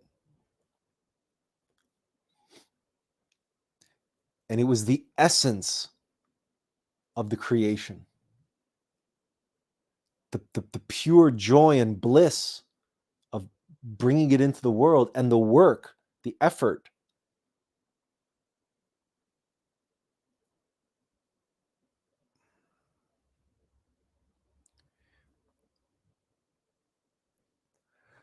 We will have so much more next week. So just very quickly, just as a sneak peek, you know, this is Metatron's cube. Hopefully you know how we got here through the tree of life. We shown this presentation a long time ago, and we'll have to show it again next week. We'll build it into our new presentation. So we have to. So in other words, this original presentation that took us to the Tao and the tree of life and Metatron's cube, this is where we ended. Now this next round, now we can continue it. So we will be showing you basically part 2 next week, but here's a sneak peek. If you take Metatron's cube and you expand it out, you get something that looks like this. You get the tree of life, right? The way the tree of life should be shown on one level. If you're going from a sacred geometry perspective, right? Because you have the 2, the 3, the 4. You have this. So the 3 is the cross, remember, and the 2 are the two lines. The 1 is the dot in the middle, right? The point, that's the 1. And the 2 lines are 1, 2. The 2 lines crossed are 3, and the 4 points of the 2 lines make 4. Now, in accordance with the law of duality, the next number is 5. So you have a pentagram. 1, 2, 3, 4, 5. And you have the 5 upper sephira, and the one in the middle, that's the 6th one. So that's 5. And then with the sephira in the middle, you have 6. So 6 above and 6 below. When we organize this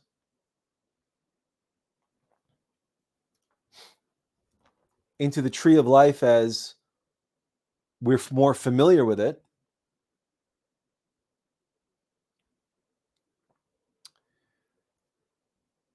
we get a more familiar looking tree of life. But here's what is interesting.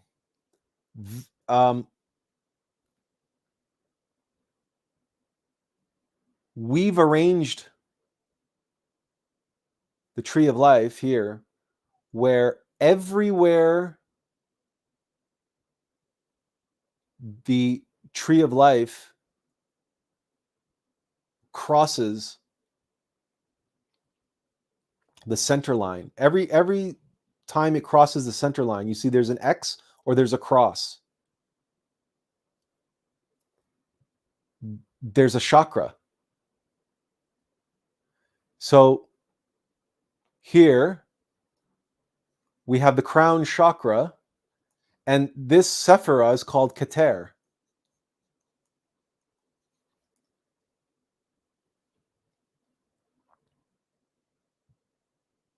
And its mantra is E, I, right? It's E, because it's the center line, it's the center pillar of the tree of life. Now, we're not going to go through everything in detail because remember, this is just a preview. So we have E in the crown, we have E in the third eye, then we have E. But this E is on its side.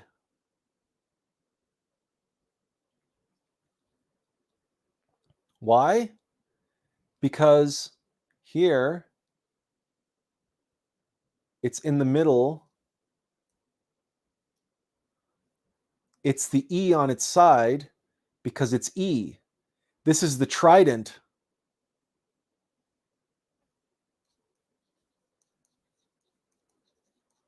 of Krishna.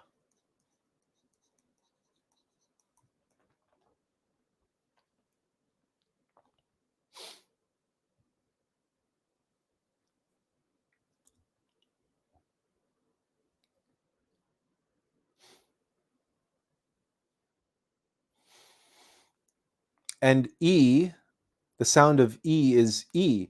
But this E, this symbol, is also Shin in Hebrew, which is fire.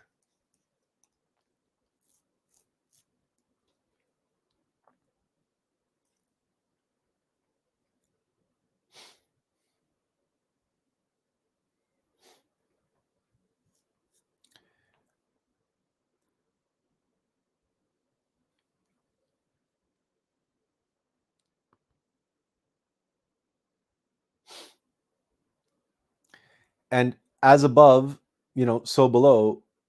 So coming down next, we have Ah in the lungs, right? And this is will, Tippereth. And on the other side, because as above, so below, we have U and V, right? That's we can't erase from this very well, can we? No. How do we erase? Never mind. We'll figure this out in time for next week. So we have A here, and then we have V here. But that's U, right? So it's A. This is the heart. This is O. A O U M. AUM. This is the AUM of life. And just have and you have Ave, because U and V is the same character. It's the same letter. So A O U it's, but you also have Ave, like Ave Maria.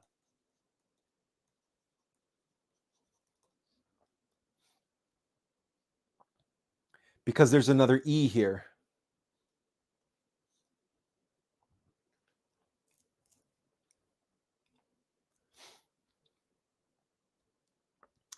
And as you know, all the runes of the Futhark come from the lines on the tree of life.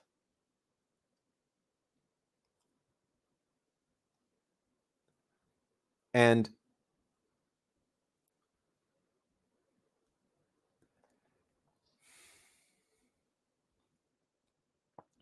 this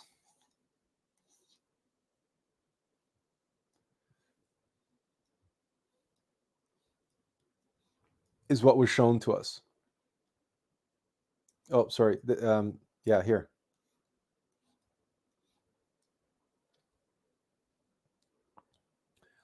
Art, Thor, Isis, X.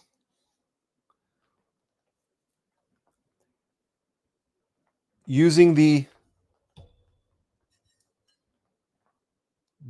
clue left on our grail, left on our cup, the word is reduce. And how do we reduce? You reduce by half when you can, but you reduce the T. So art. Well, we're going to keep Thor, and Isis. So we have Arthur X, the king, Krishna. So the Christ.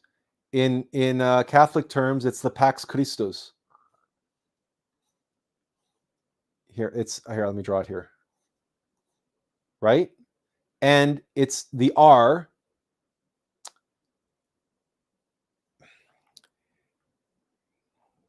We're not ready to talk about this, but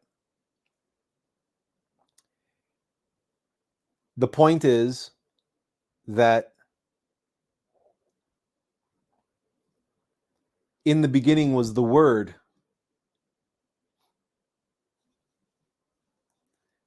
That's Logos. And the Word was with God, and the Word was God.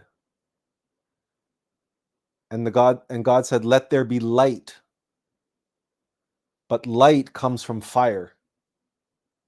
Light comes from Shin. Light comes from the Trinity. Light comes from the emanation.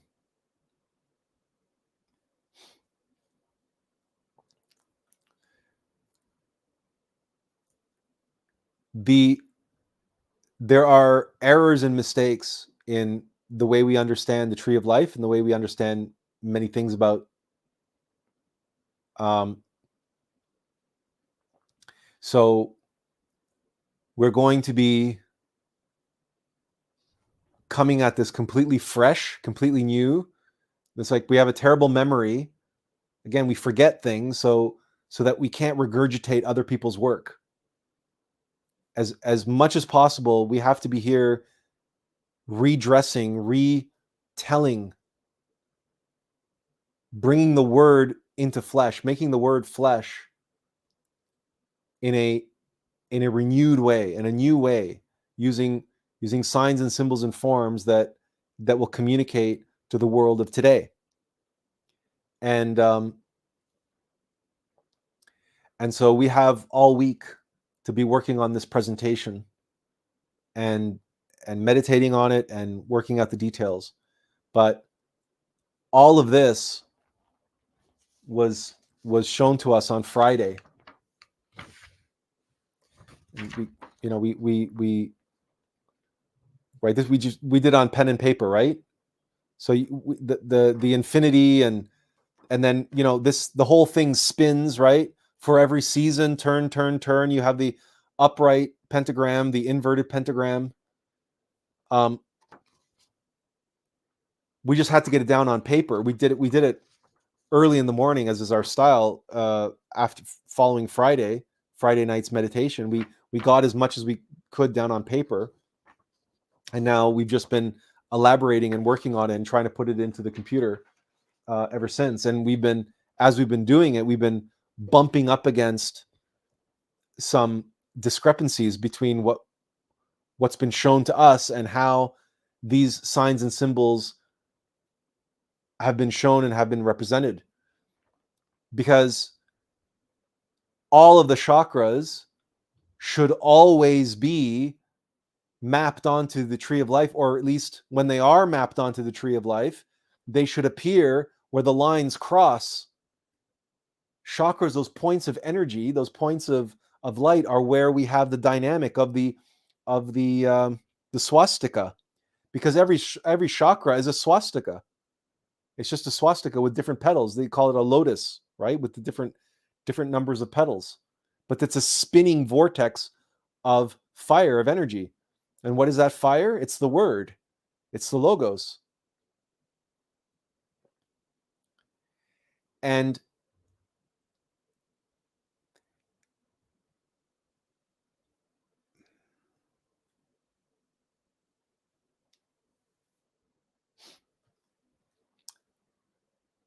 when people draw the tree of life, and we're going to see if we can do this is going to be the last thing we share, but I don't understand why it's not letting me.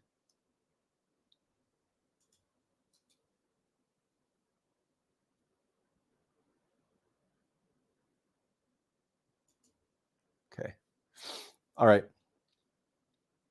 So last thing we'll show you. Okay, just you can maybe see it. So this is da'at, gnosis, right?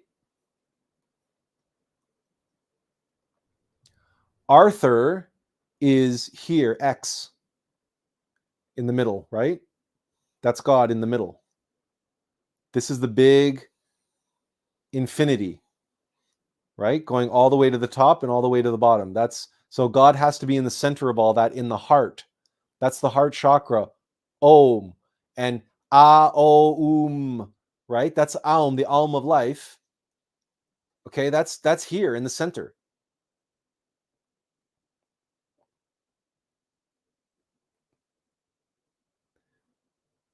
The sun, now that extends upwards to the max and downwards to the other max, right? So the positive max and negative max. But they normally just show da'at or gnosis here.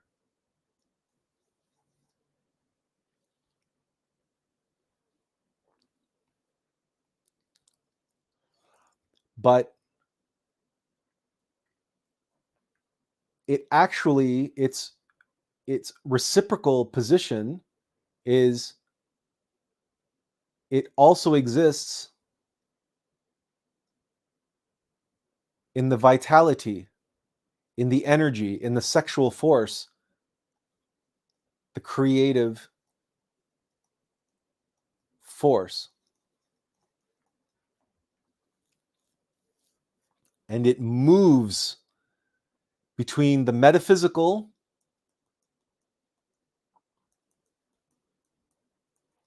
and the physical.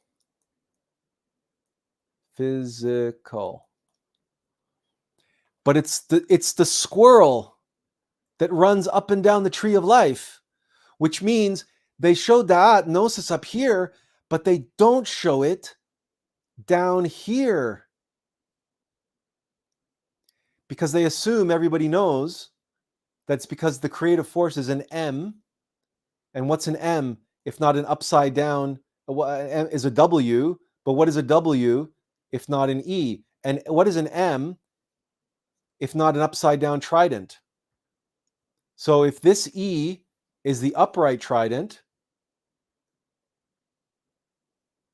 then this E has to be the bottom of a 3, and there are 3 points here. 1, 2, 3. But they don't show these points ever.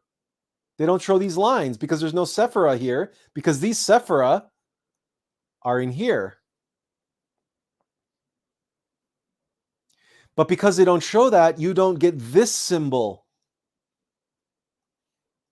This rune, which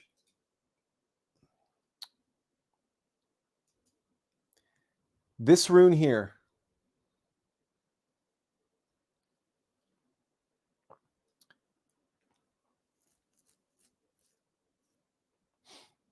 now we just want to be absolutely sure, because again, our memory is horrible, and we don't want to get this wrong. Where's our okay.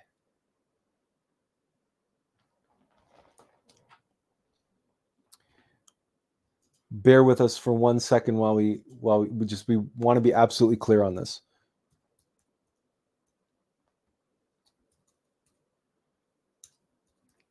It should be 100%. Okay. Okay. So coming back to our, where are we going? Okay. So this rune, this red rune that we're drawing here, it's a diamond and 2 legs. This rune, its name is Otila.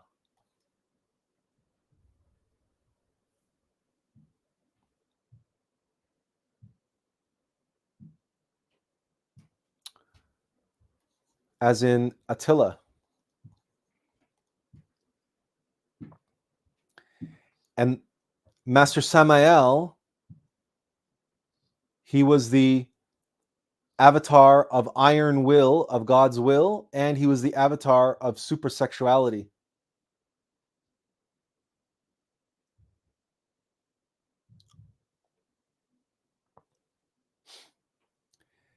But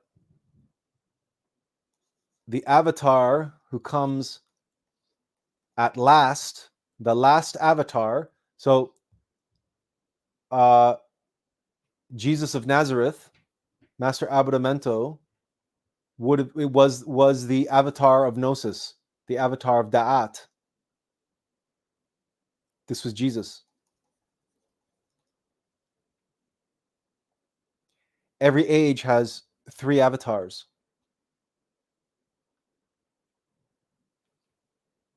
This was Jesus. This was Samael Enweyor, the avatar of Iron Will, the avatar of God's will.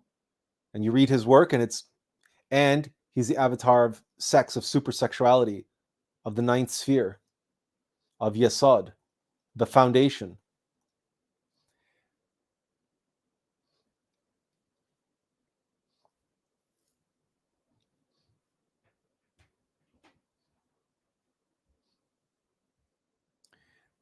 But the avatar who comes at last is the avatar of the Word, but not at the top, not here, but the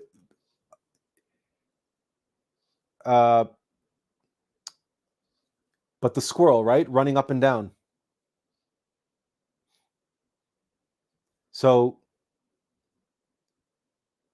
delivering it, in other words, from here down to the world, to the kingdom.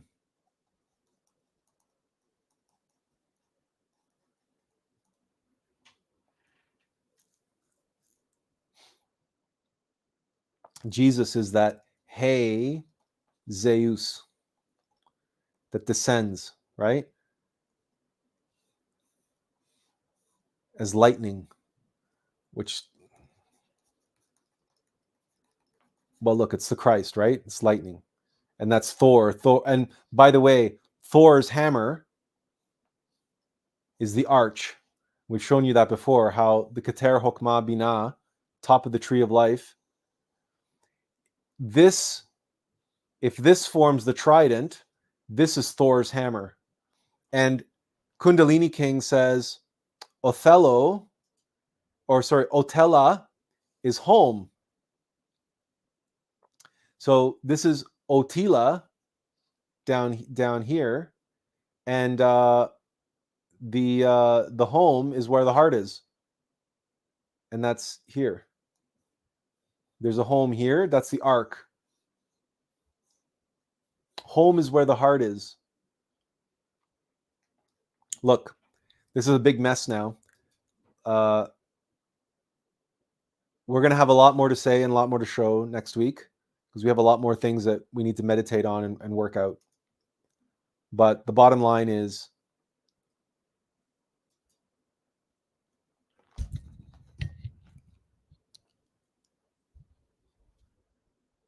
there is a great synthesis on its way. And we are here to reconcile the differences, reconcile the divisions, and inspire and unite. And to do that, we must do that with conscious art, and tell new stories and new allegories and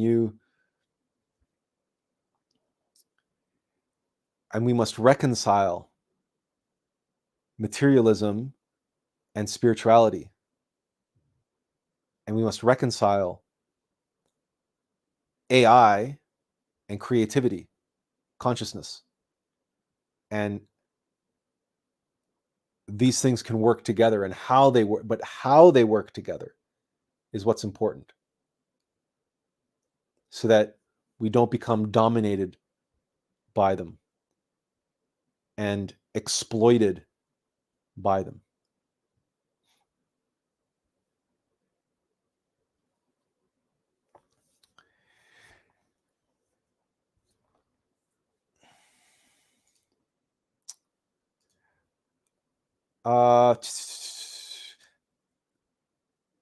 Leia says about the, well, actually, we're going to go all the way back.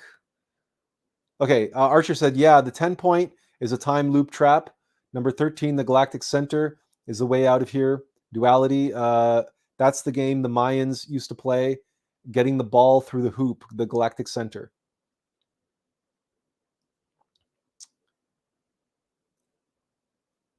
We'll have a lot more to speak on this, because it's, yeah, we'll have a lot more to share on this. The mission, I'll check it out. Yeah, it's a good watch. It's a good watch. And yeah, especially the first act. The first act is very good. Tiffany says, now I'm being a breadcrumber. And Leah says, thank you, bless you, friend. You're welcome. And she also says, I've been learning all about the chakras. I barter time with a Reiki master. We share our gifts with each other. All right. Kundalini King says, the Odinville VE, the Odinville EV. And then he also said, yeah, we mentioned that. The Otella is hotel. Well, that's the word where hotel comes from. And Kundalini King says, see my teachers, Ben Balderson's Tree of Life, the Odinville VE. Oh, okay. Yeah, you can do that. Yeah. Kundalini King, email us a link, and then we'll take a look. Just keep in mind, though, that what we're showing you came to us from Alux on Good Friday. Just so you know. So it's not complete. It's not perfected yet. We're working on it because things keep showing themselves. And, you know, we're also,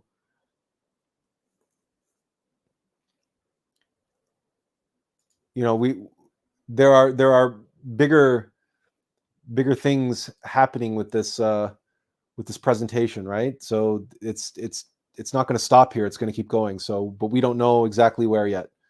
So Kundalini King says, I met Odin. He is retired. He's an old fart. And Tiffany says, I'm really looking forward to seeing what unfolds in your work through the next week. So are we. So are we, because this is all new. Everything is springing forth anew. It's like we spent a lifetime building the plumbing, and now somebody turned on the tap. So Kundalini King says, his revelations, Tiffany gave us a heart. Does anybody have any questions? Understanding that we'll have a lot more to share next week, and we really just wanted to give you an overview of what our weekend was like and what we're working on. But this is, when we say that we're here to, yeah, we're here to be a dentist for humanity.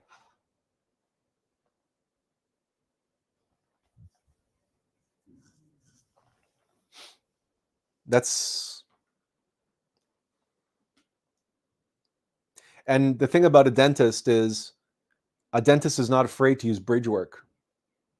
A dentist is not afraid to use implants. A dentist uses drills.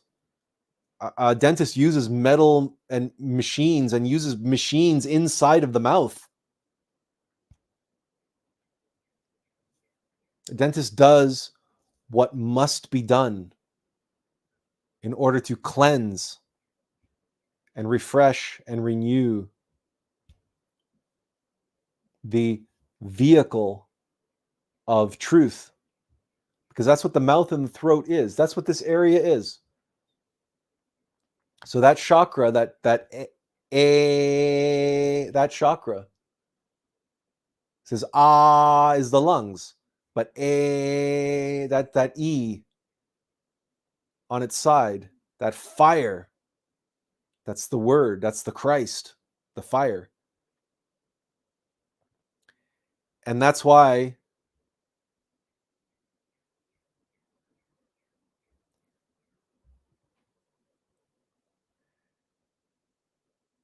Jesus said to his disciples, the last time I came, I baptized the earth with water.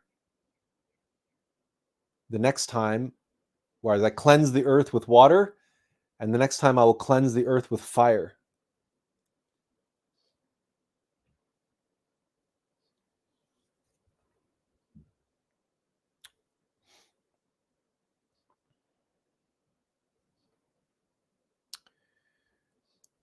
Yeah. The Hungarian word for fire is tűz. Tűz.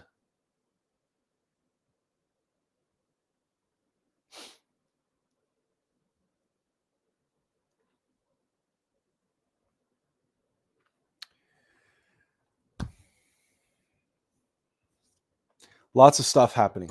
Lots of stuff happening. Tiffany says, no questions for me this week. Thank you always for sharing. It's inspiring and confirming on so many levels. Archer says, I just turned my faucet on a millisecond before you said turn on the tap. Serendipities, man, breadcrumbs. The fact that you paid attention, the fact that you noticed that, that's important. Now, did you notice who or what made you notice? Or did you notice who or what made you turn on that tap at that precise moment? Right? This is the key now, right? So it's you spotted the serendipity. Okay, I observed I did this, but now who did this? What was working through me that did this? Because I didn't plan this. And if you say it's a coincidence, sure. Or it's a serendipity, in which case somebody was at work. Something was at work. And it's the connection to that something and noticing it working in your life and through your life. That is when you start to become a part of the plumbing. You start to become someone who takes water from the well, as opposed to someone who just sits inside and waits people to come and pour water into your well.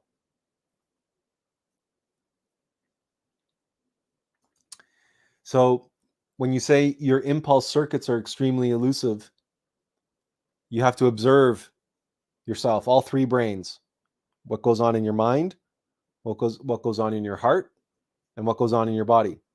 Mental, emotional, and motor instinctive sexual centers. Those are the 5 centers of a human machine. If you observe, there's only one way. We say they're elusive. Well, sure, they're elusive. Doesn't mean you can't observe them. They're elusive now, mostly because you don't observe them. But the more you observe, the better you get at observing. And the more you practice, the more it's like any muscle, right? Consciousness, awareness, mindfulness is a muscle. It's like the AUM of Life applies. The more you use it, the better it gets, the stronger it gets, the better you get at it. So you noticing and the fact that that was enough to make you want to share that information here in the live stream and share it with us and share it with everyone means that you felt something in that it wasn't just, oh, cool coincidence, or, oh, that's freaky. Like most people do ooh, that's kind of freaky. And when you stop doing the, oh, that's kind of freaky, to, wow, that's something. I don't know what it is, but that's a breadcrumb. That's a breadcrumb. And you ingest and digest that breadcrumb consciously. Now you are partaking in manna from heaven. Because breadcrumbs are left on trails to help Hansel and Gretel find their way through the dark wood.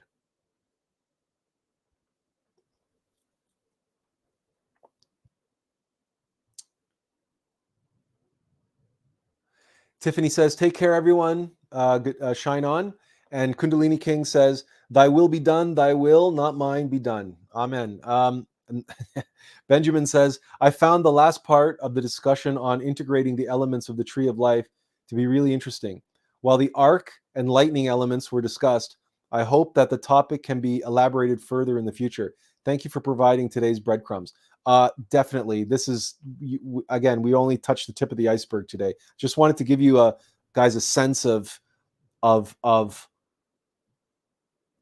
you know, more clarity as it was revealed to me, and then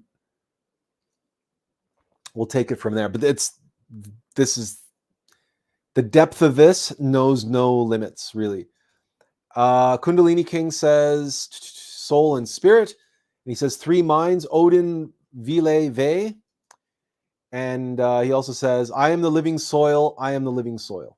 Oh, I'm the living soul. He says, I am the living soil, I am a living soul. That's soil and soul are Hume and Manas.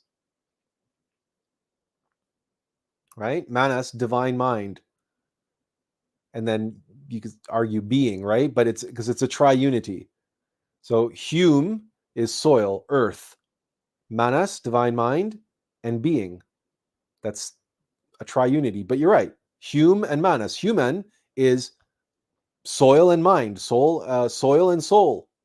So you're right. And it's an E and a U, and you're right about that. And all the letters fit into the tree of life. And we're going to go through all of that because it's all the runic alphabet, and everything all derives out of this, all language, all letters, because in the beginning was the Word, and the Word was with God, and the Word was God. Supin Kashper says soil is part of life. And we were talking about this last week. Remember when we talked about water the week before, and then last week we were talking about there's another kind of well that we have to drill. We drill for oil. And where does oil come from? If not the soil, the earth. But you spell earth soil. Why? Because S is the Kundalini, the energy, the power, the electricity is in the earth, and it's in the earth in the form of oil. And that's what we call it, soil. And it's part of life. He goes, it's what gives life to the earth. That oil is energy. It's blood. It's the blood of the earth. We have to stop exploiting it. Kundalini King says, have a good day, brother. Be good to yourself. Thank you, and you too. And Supin Kashper says, oh, wow. And Kundalini King says, it's spring. Put your bare feet in the soil. Yes, absolutely. We bought a new pair of barefoot shoes, actually. So we've been using them as house slippers right now. But we're tempted to get ourselves another pair and switch completely to barefoot shoes for outside, or we're tempted to just keep use these outside. But anyway, that's you don't need to hear about our footwear. But we do need good shoes because the long walk is about to begin. Our long walk, our long work. We need good shoes. We do need good shoes for that. So listen, thank you all once again for being here. I know this was a long one today. And we just want you to know that we welcome you always. And we're always so grateful and humble that you guys are here to experience and share our progress. Atlas Information, right? I mean, it's right there in the title, right? You guys are backstage, and we love you for it. So until next time, everyone, take care. Have a wonderful week. Inferential peace. God bless you.